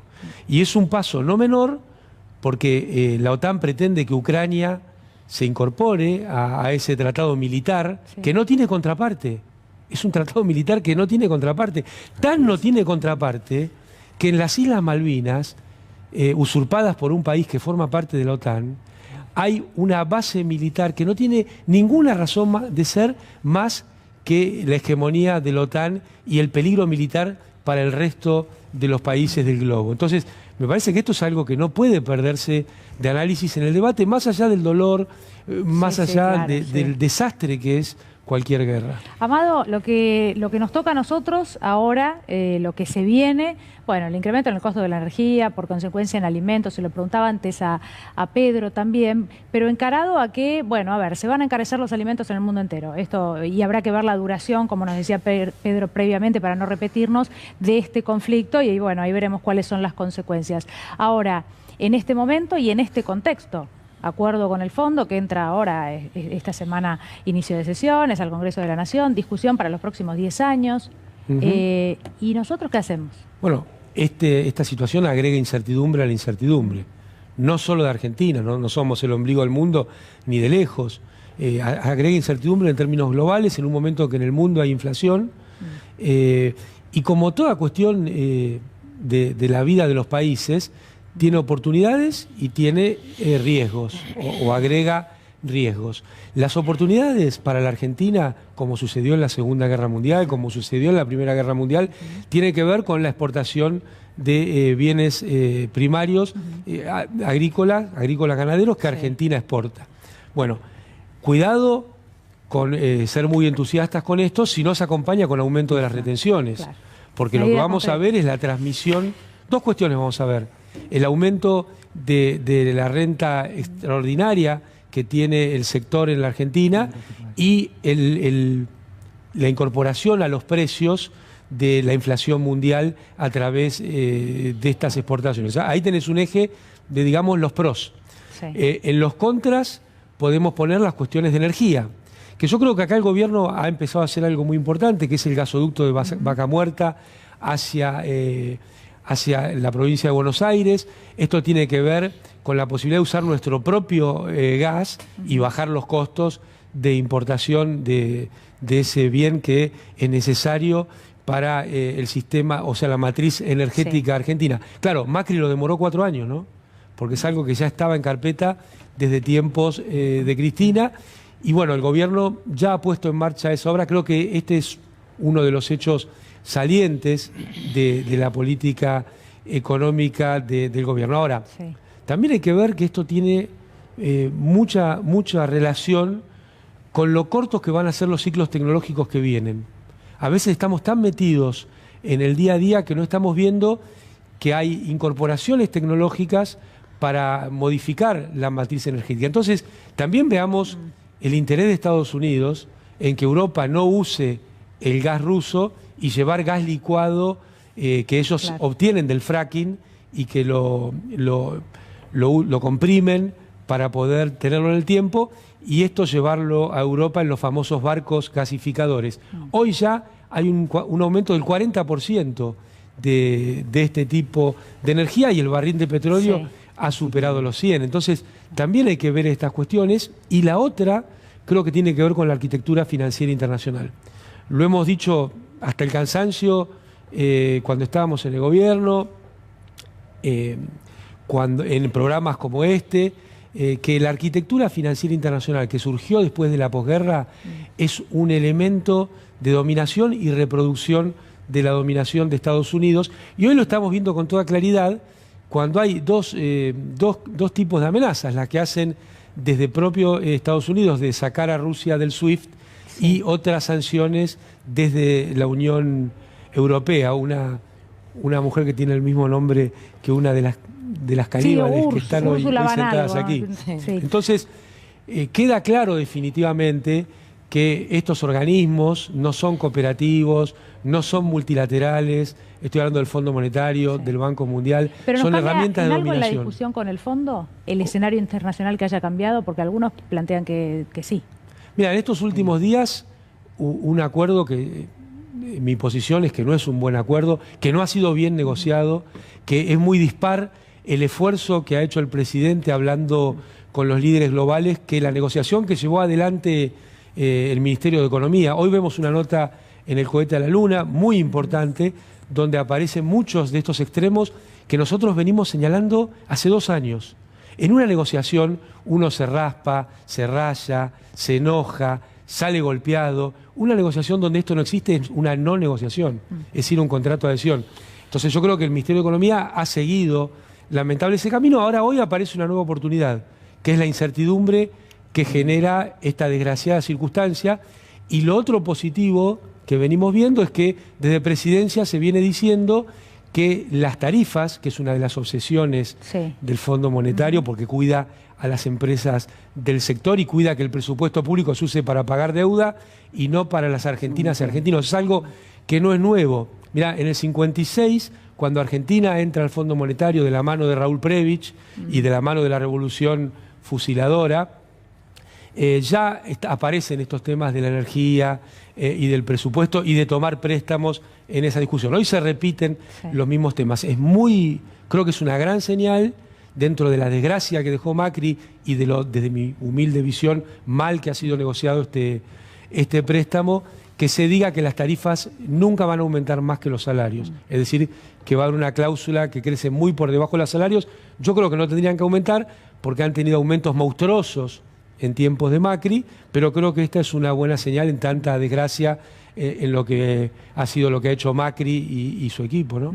Además, perdóname que voy tan largo, pero por ahí no es muy televisivo. Está recién llegado, está bien. Pero está este bien. programa es uno de los programas que nos permite reflexionar, a diferencia de lo que vemos en otros canales, ¿no?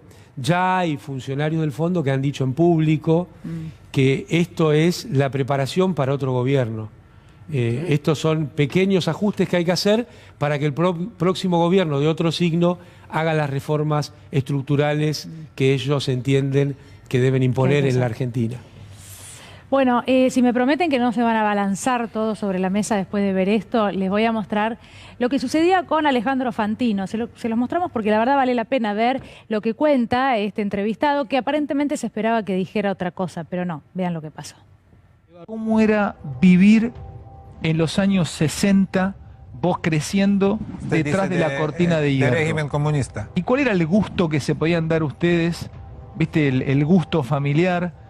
¿Podías comprarte algo? ¿Podías comprarte algún elemento que te marcara un poco de bienestar en el día a día? ¿Qué sé yo? No sé. No, el régimen comunista, por ejemplo, yo quiero que regrese este tiempo. Mi mamá quiere que regrese este tiempo. Porque nosotros tenía seguro todo. Trabajo, vacaciones, niños va a jardín, a colegio, todo seguro. Yo a mis hijos no buscaba jardín. Viene secretario de sindicato y me pide, ¿quieres que tu hija va a jardín? Dijo, sí. Anotado el nombre, listo. Me viene mi turno, mi hija va a jardín. Yo conocí ese mundo, ¿eh? Yo estuve en la Unión Soviética en la época de Brezhnev. Mirá. Y es tal cual. Era un mundo que no había muchas cosas distintas que comprar, pero era un mundo que la salud, la educación, el subte que era espectacular, hacía 50 años que valía lo mismo, diríamos. Era una sociedad que, claro, no, en términos occidentales era un tanto aburrida, pero en términos de... Bueno, algunos se debían agarrar la cabeza porque el fragmento entero, él también agrega que en un momento le ofrecían tomarse vacaciones, ¿no? Y algunos cuando hablas de, bueno, a la comida sí, pero ya un poquito más no, algo que esté bueno no, ¿viste? Se agarran la cabeza. Yo creo que también ha sido una gran conquista de Hollywood, ¿no? En cuanto a lo que es la vida de lo que es el comunismo. La libertad de consumo, y de, como todo bien lo que decía Estados recién, Unidos propone. Y lo que el tema significó por ejemplo, el desembarco en Normandía. Bueno, es lo que nos vende, pero en realidad los que pusieron más el cuerpo fueron los rusos y rusas. Digo, también nos vendieron esto, ¿no? Comunismo horrible, no importa que todos puedan estudiar, que todos tengan salud, un segundito, que todos tengan las necesidades básicas. Después podemos sentarnos a hablar. ¿Cómo queremos vivir? Si de esta manera o si queremos vivir comprando bienes de lujo, iPhone y viajando por el mundo. Es una discusión posible, pero no hay tampoco que demonizar lo que es el comunismo. Lo que más llama la atención es el comentario, del conductor que dice algo que te mejora el bienestar, comprar algo. Sí, claro, exacto. Pero hay un tema que nadie analiza, que es cuánto representó el comunismo en términos de bienestar para los trabajadores occidentales, fundamentalmente los europeos. ¿Cuánto tuvo que invertir el capitalismo para que los obreros europeos no se transformaran en comunistas? Y ese es el famoso estado de bienestar europeo, que significó un avance muy grande, producto de que la Unión Soviética jugaba un papel desde ese punto de vista y que nunca generalmente es analizado ni tenido en cuenta. Nati, digo, que tiene que ver también con la visión unipolar que se instala con el neoliberalismo. La visión unipolar tiene que ver con la única visión justamente del mundo, un mundo posible.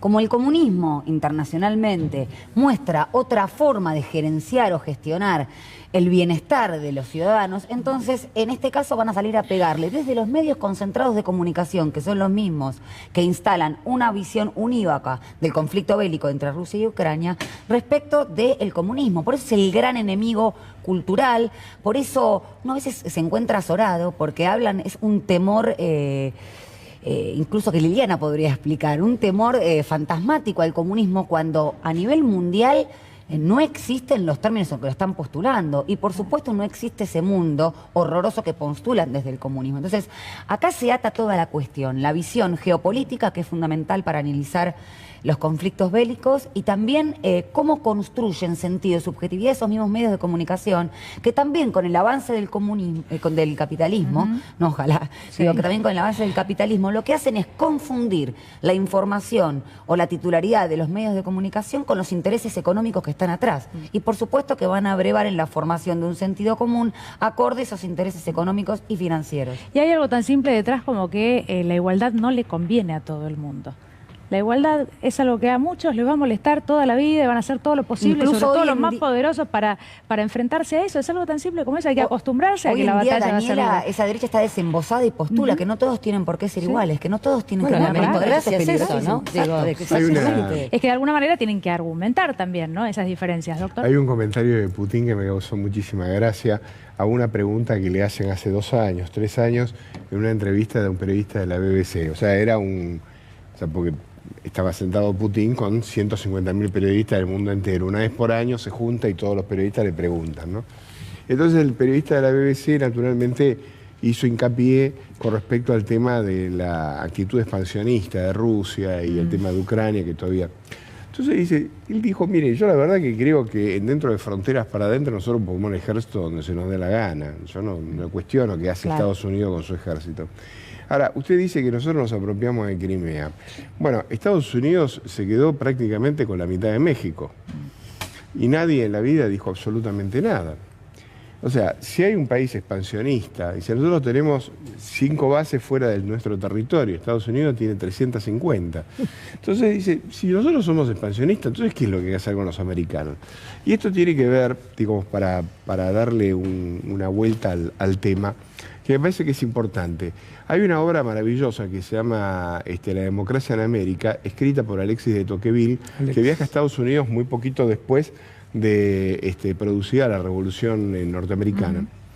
Y es un libro extraordinario por el futurismo. No voy a hablar del libro completo, pero se lo recomiendo a la audiencia. Pero en la parte del prólogo dice que los 2 países del mundo que están llamados a ser las grandes potencias de los próximos siglos son Rusia y Estados Unidos. O sea, parece que Alexis la tenía medianamente clara. Y en verdad, los norteamericanos le afanan un pedazo de la Luisiana a Napoleón que cuando cae no le terminan de pagar nunca a los franceses lo que le habían comprado. Inmediatamente se van a Alaska, los zares rusos dijeron, ¿para qué queremos algo que queda del lado del estrecho de Bering? Le vendieron un cacho a Alaska, pero ellos... $3,5 millones. Exactamente, ellos ya tenían la visión de que eso... Ese tipo de visión imperial de los Estados Unidos y del tema de la necesidad de un enorme territorio para poder contener lo que iba a ser el desarrollo, me parece que tiene que estar atado a la ideología. Mientras no había una canibalización, digamos, de la política dentro de los Estados Unidos, el lobismo no estaba, todavía las instituciones tenían un grado de pudor, eso más o menos estuvo contenido. Yo les recomiendo a todos, sobre todo a los muchachos jóvenes que nos están escuchando, que lean el discurso de despedida del presidente norteamericano de Eisenhower, donde habla del complejo militar industrial de los Estados Unidos de Norteamérica y las consecuencias nefastas que iba a tener desde el punto de vista del expansionismo norteamericano. Y que de ninguna manera el compromiso de una nación comprometida con la libertad podía estar atado a una economía de guerra.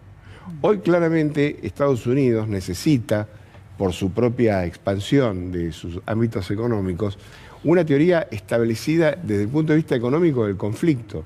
Entonces, en ese tuit, lo cuento porque me parece que tiene que ver con este tuit del chino que acabamos de ver.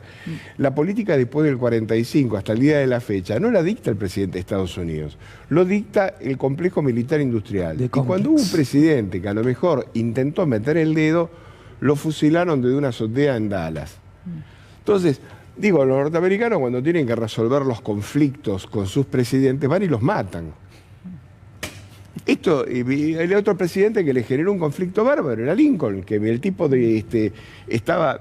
uno de los 4 primeros telegramas de condolencia fue de Carlos Marx, cuando Lincoln murió y lo mataron.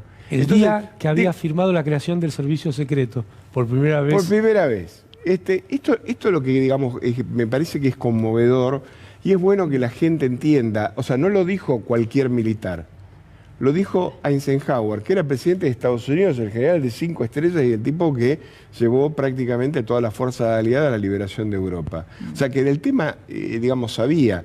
Entonces, esto que nosotros estamos viendo ahora no es ni más ni menos que una lógica o una impronta que se estableció seguramente al comienzo de los padres fundadores, pero que ahora se perpetúa con este tema de finanzas y neoliberalismo y una brutalidad del gran poder sin ningún tipo de control. Me da vergüenza irme de lo que acaba de decir el doctor Ubeira al corte que viene. Las Naciones Unidas, Unidas, ahora porque después... Sí. reconocen 9 colonias, sí. Territorios colonizados. 8 son de países de la OTAN. Claro. Y el 9º Claro. es de Nueva Zelanda. O sea que estas cosas no se pueden perder de vista. Digo, me da vergüenza porque ahora viene un corte de Milei y se van a encontrar con cualquier cosa del otro lado, pero lo compartimos con ustedes, después lo analizamos, a ver. ¿Por qué le tenías miedo a Biden?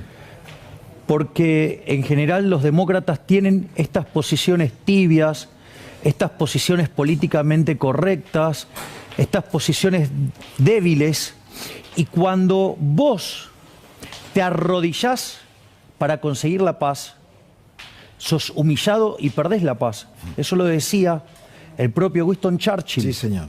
Entonces, la realidad es que un presidente de las características de Biden iba a terminar generando este tipo de problemas. La posición argentina, ¿qué te ha parecido?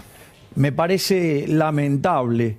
Es decir, frente a una situación de un país invasor que va contra la libertad de otro país establecido, ¿qué posición neutral? ¿Qué tercera posición? ¿De qué me estás hablando? Esto es claro. Extasiado. La verdad que poca historia, ¿no? Porque la verdad, primero que aclarar algo, Estados Unidos, más allá de republicanos o demócratas, lo que tiene que ver con su política exterior, la verdad que no varía demasiado. Pero sí hay que señalar que fue justamente en gobiernos demócratas donde más atacaron, ¿no? Por ejemplo, en Argentina. Sin ir más lejos. Con lo cual me parece que desconoce, o se basa en que Biden es el demócrata y lo verá como un abuelito, qué sé yo, y dice eso. Pero repito, mucha atención, Estados Unidos, su política exterior casi que no cambia un ápice. De hecho, estábamos mejor con Trump. De hecho, estábamos mejor bueno, con hace un Trump. ratito lo escuchábamos a Trump, lo que decía sobre su análisis, ¿no? Sobre todo estaba como ocupado en otra cosa. Pero con esos argumentos Argentina fue a la guerra del Golfo, ¿eh? Claro. Sí.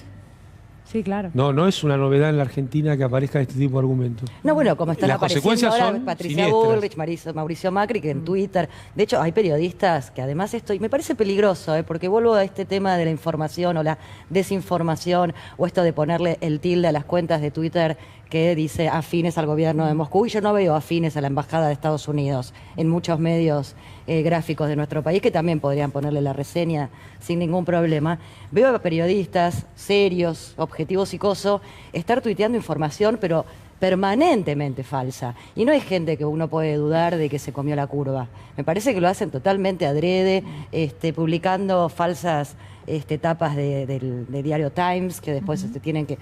Entonces, están haciendo eso, están claramente de un lado de la guerra, están obviamente apoyando a la OTAN, a Estados Unidos, y me parece grave porque hay mucha gente que los respeta, que cree realmente en lo que dicen, y me parece que, como decía Ariel, hay también una batalla en Internet y en las redes, y van a tener un lugar muy importante. Y la confusión de los intereses, el cipallismo del que refería el gallego recién o al inicio del programa, la confusión de los intereses nacionales con los internacionales. Cuando hablamos justamente de la perspectiva geopolítica, hablamos de esta situación.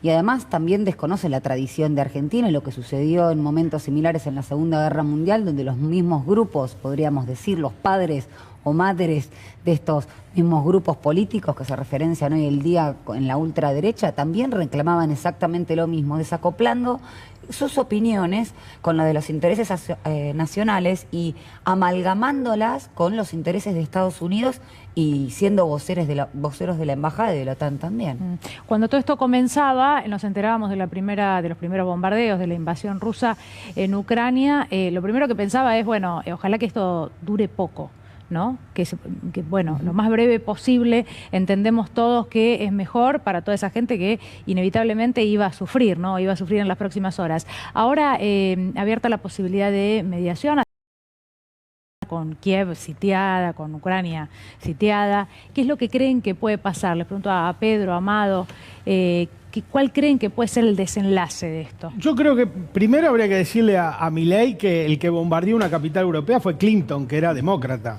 Y Libia la destruyó otro demócrata. Los presidentes demócratas fueron mucho más guerreristas que los republicanos. De hecho, el único presidente norteamericano que no invadió nunca a nadie fue Trump. aunque siguiendo lo que decía Úrsula, que estábamos mejor con Trump. Eso hay que tenerlo en cuenta porque acá hay una muy mala lectura sobre el tema de lo que pasa en la historia. El tema del tiempo es una cosa muy importante. Más desde el punto de vista de la economía, yo quería hoy completar un poco lo que muy bien explicaba Amado, fundamentalmente con el precio de los commodities. No es lo mismo, o sea, una cosa es una expedición tipo punitiva, como la que hizo China sobre Vietnam entre febrero de 1976 y marzo, que entraron 30 días, tomaron una resolución, invadieron Vietnam y se fueron. Esa es una cosa y que tiene una consecuencia económica o no. En este tema pasa exactamente lo mismo. El tiempo de duración del conflicto es muy importante, no es un detalle menor. Yo creo que de detalle se hace la historia. De los 3 minutos que tarda un misil para llegar a Moscú o del tiempo que dura el conflicto, tiene mucho que ver con cuál va a ser el impacto en la economía. Bueno, coincidís con lo que decía Amado hace un rato respecto de lo que nos toca a nosotros, falta mucho, pero sin lugar a dudas. Totalmente. Va a haber que. Suscribo hasta la última es con coma medidas lo que dijo concretas, es con medidas concretas y contundentes. Lo que yo me preguntaba escuchándolo a Amado, bueno, tal vez retenciones, a ver qué margen hay, qué otras medidas, acuerdo de precios, pero qué más, qué es lo que puede hacer el gobierno para protegernos de esto que va a afectar al mundo entero. Las retenciones siempre segmentadas, siempre segmentadas. Sí. Es para completar lo que dijo Amado. Es muy importante el tema de no poner a todos los productores en la misma bolsa. Nosotros ya tuvimos un conflicto muy importante por meter a todo el mundo dentro de una bolsa. O sea, hay que segmentar por tamaño. Sí. Ese es un debate que en la Argentina no existe, nunca se discute el tamaño de las explotaciones agropecuarias. Vos acá en la Argentina se discute el tamaño de las empresas. Gran empresa, pyme, MIPYME y todo lo demás. Ahora, en el sector agropecuario nunca se discute el tamaño de la empresa agropecuaria. A ver, no es lo mismo 50 hectáreas que 500 que 1000. El trigo va a tener un impacto. Esa zona que está en conflicto explica el 20% de la producción mundial de trigo. Es una gran zona. Yo la conozco, además. Que además han desarrollado una genética durante bastante tiempo que cuando yo fui, en ese momento era de punta, hoy ya no. Pero ellos tenían una genética del trigo que sembraban el trigo, le caía la nieve arriba, se iba la nieve y salía la planta de trigo, que era un gran avance genético que consiguió la ciencia de la Unión Soviética en ese momento. Así que eso es una planicie que además provee de trigo a toda Europa y eso tiene impacto. Eso va a tener impacto también en el aceite. Esa zona explica el 80% del mercado de aceite de girasol. Y también, por supuesto, como bien explicaba Amado, va a tener impacto en el tema de la energía. Argentina, el tema del trigo es clave, porque la carne la definimos como un consumo cultural, lo definió el ministro, cosa que es acertado. Pero el trigo y los derivados del trigo es un consumo social.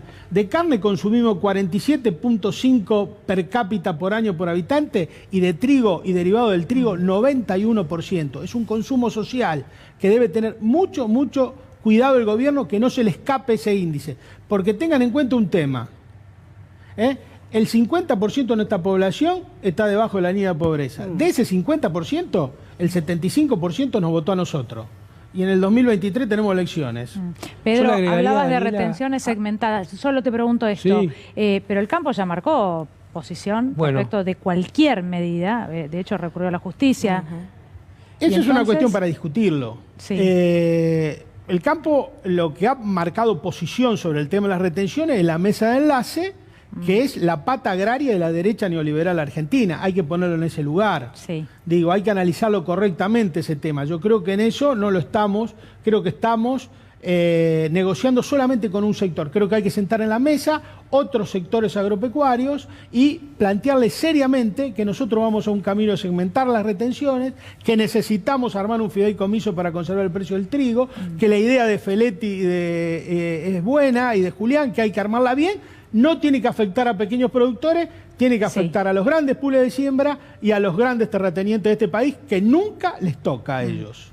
Amado. Sí, es clave. Vos preguntabas para la Argentina qué medidas, y es clave complementar lo que decía Pedro, de no meter a todos en la misma bolsa. Pasa en la cuestión agroexportadora, poder segmentar, poder diferenciar. Ahora también pasa, yo creo, en el tema tributario y en los impuestos. El 60% del presupuesto público está financiado por impuestos al consumo. Nosotros necesitamos que los que más ganaron, los que más ganan sean los que financien el gasto público, el mal llamado gasto público, y también el pago de la deuda. No puede recaer sobre quienes fueron perjudicados por la tasa de interés, por la toma de esta deuda. Entonces, me parece que hay que continuar con lo que fue el aporte solidario de las grandes fortunas. Eso creo que debiera estar funcionando al menos mientras Argentina termina de pagar su deuda. El tema de las retenciones. Hay un proyecto en el Congreso, hay un proyecto, ahora no recuerdo de quién es. Pero para es muy importante que esto se pueda mantener. Fue una batalla cultural que dieron Máximo Kirchner y Carlos Heller, muy potente, que creo que lograron poner el tema arriba de la mesa con la sociedad. Bueno, ahora hay que continuarlo. Y lo mismo buscar la plata que se fugó. Hay que ponerle impuestos a la plata que se fugó, porque fueron 88.000 millones de dólares. Ahí está para qué se usó la deuda de Macri en la República Argentina. Creo que es Plaini. Bueno, igual lo estoy tirando al aire, pero estoy casi segura para prolongarlo durante todos los años que dure el acuerdo con el fondo, y sería tal vez muy importante. Tuiteó Fernando Iglesias y... Presten atención al tuit, ahí lo vamos a ver en pantalla, porque, bueno, muchas veces me da la sensación de que pasamos mucho tiempo, ¿no?, aclarando estas cosas, pero siempre tienen que ver con algo que es fácil de derribar, ¿no?, en pocos segundos, pero de todos modos hay que hacerlo. ¿Qué es lo que decía Fernando Iglesias? Las fotos suelen decirlo todo. Miren esta de Zelensky, presidente ucraniano, reitero, y su familia. ¿Pueden imaginarse una foto así de la familia de Putin, dice, de la de Maduro, de Cristina Kirchner? Bueno, tiene el mismo nivel de análisis que Pamela David cuando hablaba de la familia blanca. Blanca pura, ¿te acordás? Blanca de Mauricio Y la foto de él rascándose bueno, sus partes bajas, ¿esa qué significa? ¿Qué dice esa foto? No me atrevo a interpretarla, Pedro. Interpretémosla. Bueno, la verdad que el macrismo hizo uso, ¿no?, y casi abuso de esto de la foto familiar. ¿Se acuerdan el caso de Antonia, no? La familia blanca pura. Que a Fernando Iglesias le pagan para hacer esto, ¿no? Para estar cada tanto ensuciando, tirando un poco de mierda en una red o diciendo alguna boludez. Pero no es mucho. No hace mucho. No es mucho. Parece que sí, bueno, ¿no? queda un poco, pero hay que imaginarse una foto de familias, meterse con la familia. Mezcla todo. Además, creo que darle bola es... Esto es como dice Artemio López, dice que la derecha tiene un mensaje para chicos de 6 años. Este tuit es eso. Bueno, hoy pasó algo muy interesante, porque cuando escribió Cristina Fernández de Kirchner... Mira, ahí está, ahí son unos malvados. Ahí está por si alguien lo quiere interpretar. Perdón, Úrsula. Perdón. Cuando escribió su hilo de tweets, Cristina, que es clarísima con lo que dice, la verdad... Hay un montón de referentes de Juntos por el Cambio, pero decían, ¿pero está a favor de Rusia o está a favor de...? Y vos decías... Es el análisis maniqueo está a favor de Argentina. Claro, es decir, no pueden comprender... Bueno, lo simple del mensaje... Es que es el mensaje... Lo simple del mensaje, lo del mensaje concreto y el poder de penetración que tienen con el eslogan y todo eso ya lo hemos visto, tampoco deberíamos sorprendernos. Digo, porque además es peligroso. Yo creo que también, siempre el discurso más complejo, bueno, es más complejo de interpretar. Pero también yo creo que hay gente que es bruta.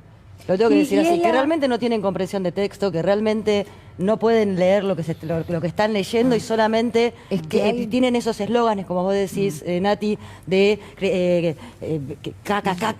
viste que no podés hablar de nada, no hay posibilidad es casualidad que hoy de discusión, de debate bloqueados. con nadie. Si después les decís una pregunta y va a poder, bueno, entonces la política no me interesa. Hay entonces, una visión reduccionista y muy simplista cuando hablamos de la economización del diálogo político, es esto, es un análisis maniqueo de la sociedad, binarista, sí, no. Y cuando justamente suceden acontecimientos internacionales o nacionales complejos que admiten diversas perspectivas que incluso se acoplan. Recién Liliana hablaba del dolor que produce la guerra en términos psicológicos, incluso en nivel generacional, o lo decía Marcelo cuando hablaba desde la perspectiva de que hay que observarlo y que siempre obviamente trasunta el interés económico. Hablamos de eso, que no son hechos justapuestos.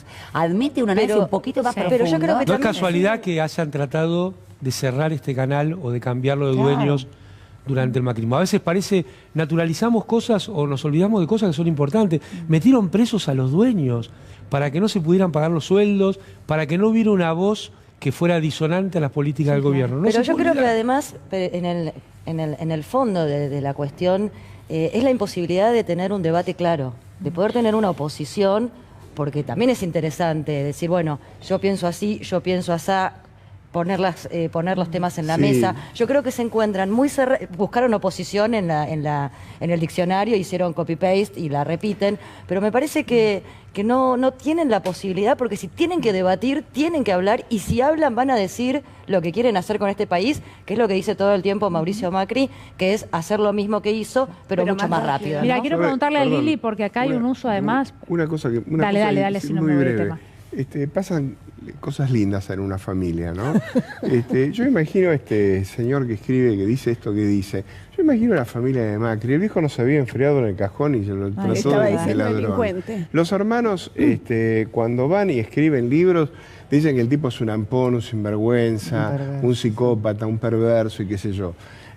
Digamos, todo lo que tiene que ver con la familia Hermosa, que tiene que ver con Macri, Blanca. La familia Blanca y qué sé yo, es que el tipo espió a los propios, a los ajenos, en fin.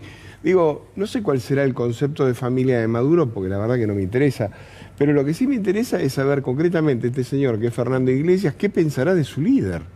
Bueno, el libro Hermano, Mariano Macri cuenta incluso que fue a pedirle dinero para su hija enferma, ¿no? Para que me da hasta angustia recordarlo eso, porque además es lamentable. Pero hay un uso de la familia, quería preguntarle a Lili esto, porque también hay un uso de la mujer y de la familia, que también es extraño. Bueno, durante el macrismo fue clarísimo, lo pudimos ver claramente, hasta la huerta de Julián Aguada, ¿no? No te fijas. Nos fumamos en las revistas, en los diarios. La huerta.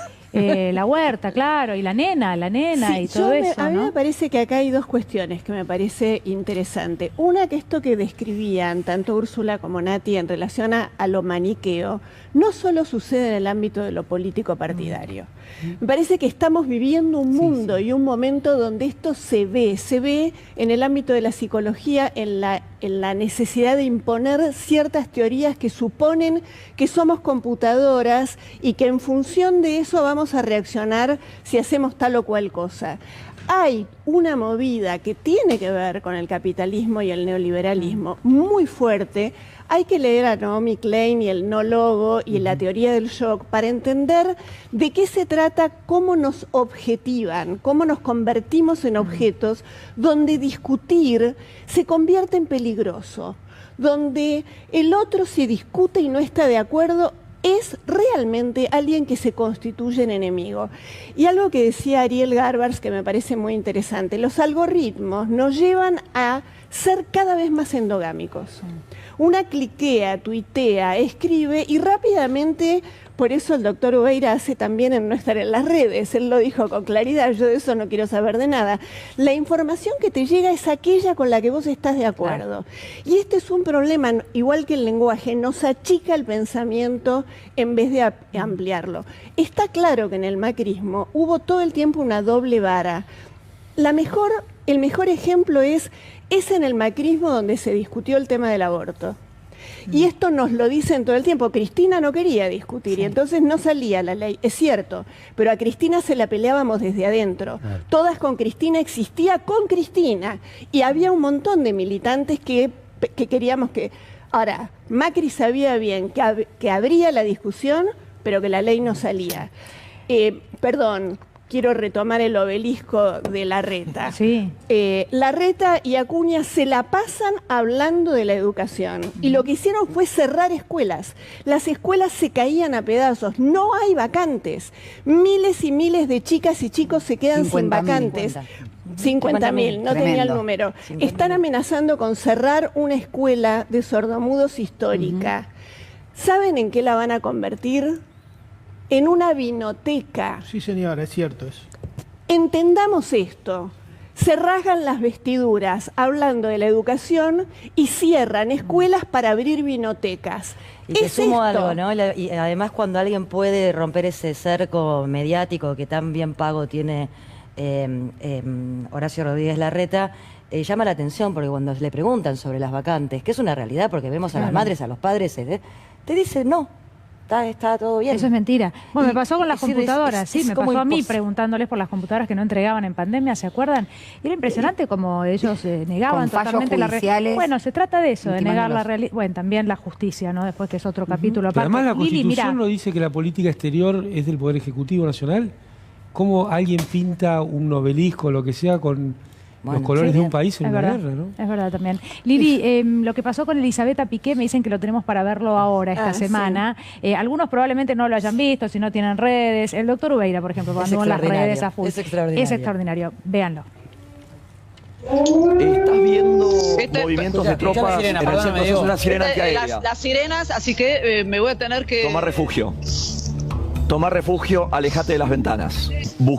Primero, ¿tenés un estacionamiento en la zona del hotel? ¿El hotel tiene estacionamiento subterráneo? Eso es lo primero que tenés que buscar, Betá. Sí, bueno, creo que los voy a dejar. Y lo segundo que tenés que hacer es alejarte de las ventanas, así que entra al menos al lobby del hotel. Sí, por supuesto. Y te acompañamos. Y entra al lobby del hotel, alejate de las ventanas y pregunta si tenés un estacionamiento subterráneo para entrar inmediatamente. Eso es lo más conveniente que puedes hacer en este momento. Después, mientras tanto... Bueno, los saludo, gracias. Hasta luego. ¿Qué es este pelotudo? ¿Qué es este pelotudo? Elisabetta, tranquila, vamos a hacer una cosa, toma refugio. Tranquila, le dice. Tranquila. Bueno, Elisabetta, tranquila. Elisabetta, te amamos. No, pero aparte de la locura, ¿no? Cómo aparece la locura, vos estás mal, estás loca, estás desorbitada. No tenemos que explicarla, ¿no? A explicar quién es, de quién estamos hablando. Una mujer que no necesitaba este tipo, de todas estas recomendaciones. Cubría este tipo de cosas pero claro, desde hacía infinidad de años y ellos desde sus poltronas cómodas, indicando cómo debía cumplir con su profesión. De todos modos, acá, Lili, no sé si no me vas a matar por lo que te voy a decir. Después hubo un comunicado condenando los dichos de este señor, del chico. No sé, a mí también me pareció... ¿Comunicado de quién? No lo vi el comunicado. ¿Un comunicado de periodistas argentinas? Sí. Un comunicado. ¿Lo viste vos, Nati? Bueno, nada. Condenándolo a él, no es que él mismo no, un comunicado pidiendo perdón. No. Pensé que... Bueno, me pareció que... simplemente se trata de un ganso, está mal si no quiero usar la palabra. No, y también es bueno, un ganso, tal vez trató de alargar, ¿viste? Mujer, ¿Pero vos te parece que hubo eso? Sí, ¿Ustedes ven que hubo eso? Sí, yo creo que hubo claramente micrófono, eso. la ayudamos, ¿no? Lo que hay claramente en esta sociedad patriarcal, y cuando digo esta sociedad digo no solo la Argentina, es la sensación de que a las mujeres, los varones tienen que explicarnos algo que se presume que no sabemos, aunque seamos periodistas expertas, psicólogas, cronistas de guerra que se corrieron todas las guerras del mundo y tuvieron todos los peligros. Sin embargo, un señor que es periodista, desde un escritorio le dice... Con un hombre no se hubiera atrevido, decir. Te pido, por favor, acércate a la ventana, tené cuidado y sabés que no corras por ahí. Algo muy parecido a lo que mi mamá me diría cuando salgo de noche. Nena, llévate el saquito, abrigate. Yo lo vi desde el lugar, mira, pequé de inocente. Lo vi desde el lugar de sentada acá muchas veces, tenés al otro en la calle y te pones vos a largar para que pueda resolver, ¿entendés? Y nada, fue una estupidez. ¿Vos crees, Dani, que a un varón se lo dice? Bueno, por eso, yo me preguntaba, bueno, tal vez hubiera hecho la misma gansada con un hombre. Por eso quería saber cuál es tu mirada. No, yo tengo prácticamente la certeza, es contrafáctico, que a un varón no se lo dice. Y esto lo vemos en todas las especialidades. Lo vemos con las y los economistas, por ejemplo. Lo vemos en todas las áreas. Bueno, sí, convivimos con esto todo el tiempo. Las mujeres, no te lo voy a discutir. Es un mansplaining constante. Tiene nombre y apellido. ¿O entendiste? Claro, yo te explico. Exactamente. Sí. Bueno, un minuto de cierre y Pedro, que habló poco... me expliqué, es entendiste. No, claro, vos, nena, faltó decirle. Pedro, un minuto de cierre. No sé si es un minuto cada uno. Un minuto cada uno, sí, máximo. Tenés cuidado de lo que vas a decir, Pedro. No, me quedé con la foto del presidente de Zelensky con los nenitos. Sí. Ese que está con los nenitos en esa imagen tan tierna y tan familiar, tiene de principal asesor de sus Fuerzas Armadas a un nazi confeso que anda con la esvática y ha formado el escuadrón Azov, que es un escuadrón de nazis y fascistas que anda matando gente y opositores, incluido atacando el Partido Comunista de Ucrania también. Así que por eso que las imágenes y la foto dicen poco. Es como cuando don Vito Corleone jugaba con el nietito y, viste, un viejito bueno y se había cargado a unos cuantos cientos de personas. Y la familia era sagrada. Amado. Sí, respecto a esto de Ucrania, que nadie habla de los 12.000 muertos que hubo antes, y desde hace 8 años ya hay 2 estados que han ganado un plebiscito con 85 y 97% para no formar más parte de Ucrania, y de esto tampoco se habla mucho, para no volver sobre el comando Azov, que remite a las peores épocas de Sudáfrica, a las peores épocas de la Sudáfrica del apartheid. Y respecto a Argentina, vamos a tener la apertura de sesiones ordinarias, el discurso del presidente, muchísima expectativa, muchas ganas de escuchar lo que viene de aquí en adelante, ya que hemos encontrado otra forma de convivir con la pandemia, en la cual hay que tener mucho cuidado, hay que seguir vacunándose, hay que seguir manteniendo toda la distancia que se pueda, pero está claro que el movimiento en la Argentina es muy distinto al de los 2 últimos años y esperemos que el crecimiento sea con mayor igualdad y con mayor inclusión social y, si es posible, con un shock distributivo. Natalia. Sí, básicamente ver que llegamos a esta instancia a nivel internacional, ¿no? Con las reglas que fijó el capital, creo que se abre una posibilidad a nivel internacional, asumir la multipolaridad, asumir que ya cesó un estado de cosas y a nivel nacional, bueno, poner el eje sobre algo que también hoy leí en una nota, que el encargado de Sudáfrica del Fondo Monetario Internacional hablaba de la posibilidad para incorporar trabajadores informales, posibilidad no, necesidad de modificar las normas para despedir y para tomar trabajadores. Algo muy similar que lo que dijo el secretario de Empleo Miguel Ponte con Mauricio Macri, de comer y descomer laburantes. Me parece que hay también mucha expectativa en relación, más allá de que el presidente de la Nación dijo que no iba a haber reformas laborales, sino lo que va a pasar de aquí en adelante y sobre todo, eventualmente, en un próximo gobierno, como decían recién. Doctor. Sí, yo quisiera decir nada más que un segundo, algo con respecto al tema del acuerdo con el Fondo Monetario Internacional, que ya lo dije acá en otras oportunidades. Me parece que más allá, digamos, del recurso, digamos, el discurso en la Asamblea, hay un hecho muy importante que es que el presidente de la Nación tiene la obligación de explicarle a todos los ciudadanos en un discurso por cadena nacional, como sea, junto con su ministro de Economía, de qué es lo que se va a acordar o cuál es el plan que tenemos con el Fondo Monetario Internacional. Lo digo porque Amado es muy crítico, digamos, de la actividad del ministro de Economía. El otro día lo vi acá a Rossi hablar de que Guzmán es un activo que tiene el peronismo. O sea, como que es una persona buena. Entonces, yo, que no soy economista, que no estoy muy interiorizado de este tipo de temas, me parece que es fundamental que la ciudadanía sepa concretamente qué es lo que va a acordarse con el Fondo Monetario Internacional, porque esta deuda la agarpamos todos. Entonces, digo, me parece interesante. Alzogaray decía, salía en la televisión, yo era chiquito, pero me acuerdo el bono del 9 de julio, qué sé yo, había que pasar el invierno y qué sé yo. Extraño un ministro de Economía que se pare delante de una cámara y que nos diga concretamente qué pasos se están dando para resolver el tema de la deuda. Me parece que es vital. Bien. Yo muy cortito lo voy a hacer porque están pidiendo eso, pero no nos olvidemos que estamos transitando una pandemia todavía y, digo, con una mirada internacional, preguntémonos en nuestras casas quiénes fueron los países que más ayudaron y que más vacunas lograron dar a todo el mundo. En esta ocasión fue China y Rusia con la Sputnik y la Sinopharm, y la verdad que asistimos a un Estados Unidos que todo el mundo creía por esta batalla cultural ganada por Hollywood que iba a salir a tirar, ¿no? Vacunas por todo el mundo. En realidad los que se lo pusieron en la espalda en esta ocasión fue China y Rusia, digo, solamente también para que tengamos eso en cuenta. Lili. Hablemos de la justicia para cerrar rapidísimo. Martín habló, hay pruebas, hay un acusado, la justicia tiene que investigar. Jueves 3 de marzo se van a concentrar en Viamonte al 1100. Madres protectoras, mi abrazo a Andrea Vázquez que cumplió años. Y ¿sabés qué? El imputado que está con prisión domiciliaria fue con su propio coche manejando al juzgado mientras el niño menor no puede gestionar su pasaporte. ¿Sabés quién hace eso? Esa justicia por la cual fuimos, el 1F, y vamos a seguir yendo porque la justicia patriarcal mata. Gracias, Lili. Gracias a todos. Me dicen que me tengo que despedir volando, así que gracias a ustedes que están del otro lado. Que tengan una buena semana. Espectacular.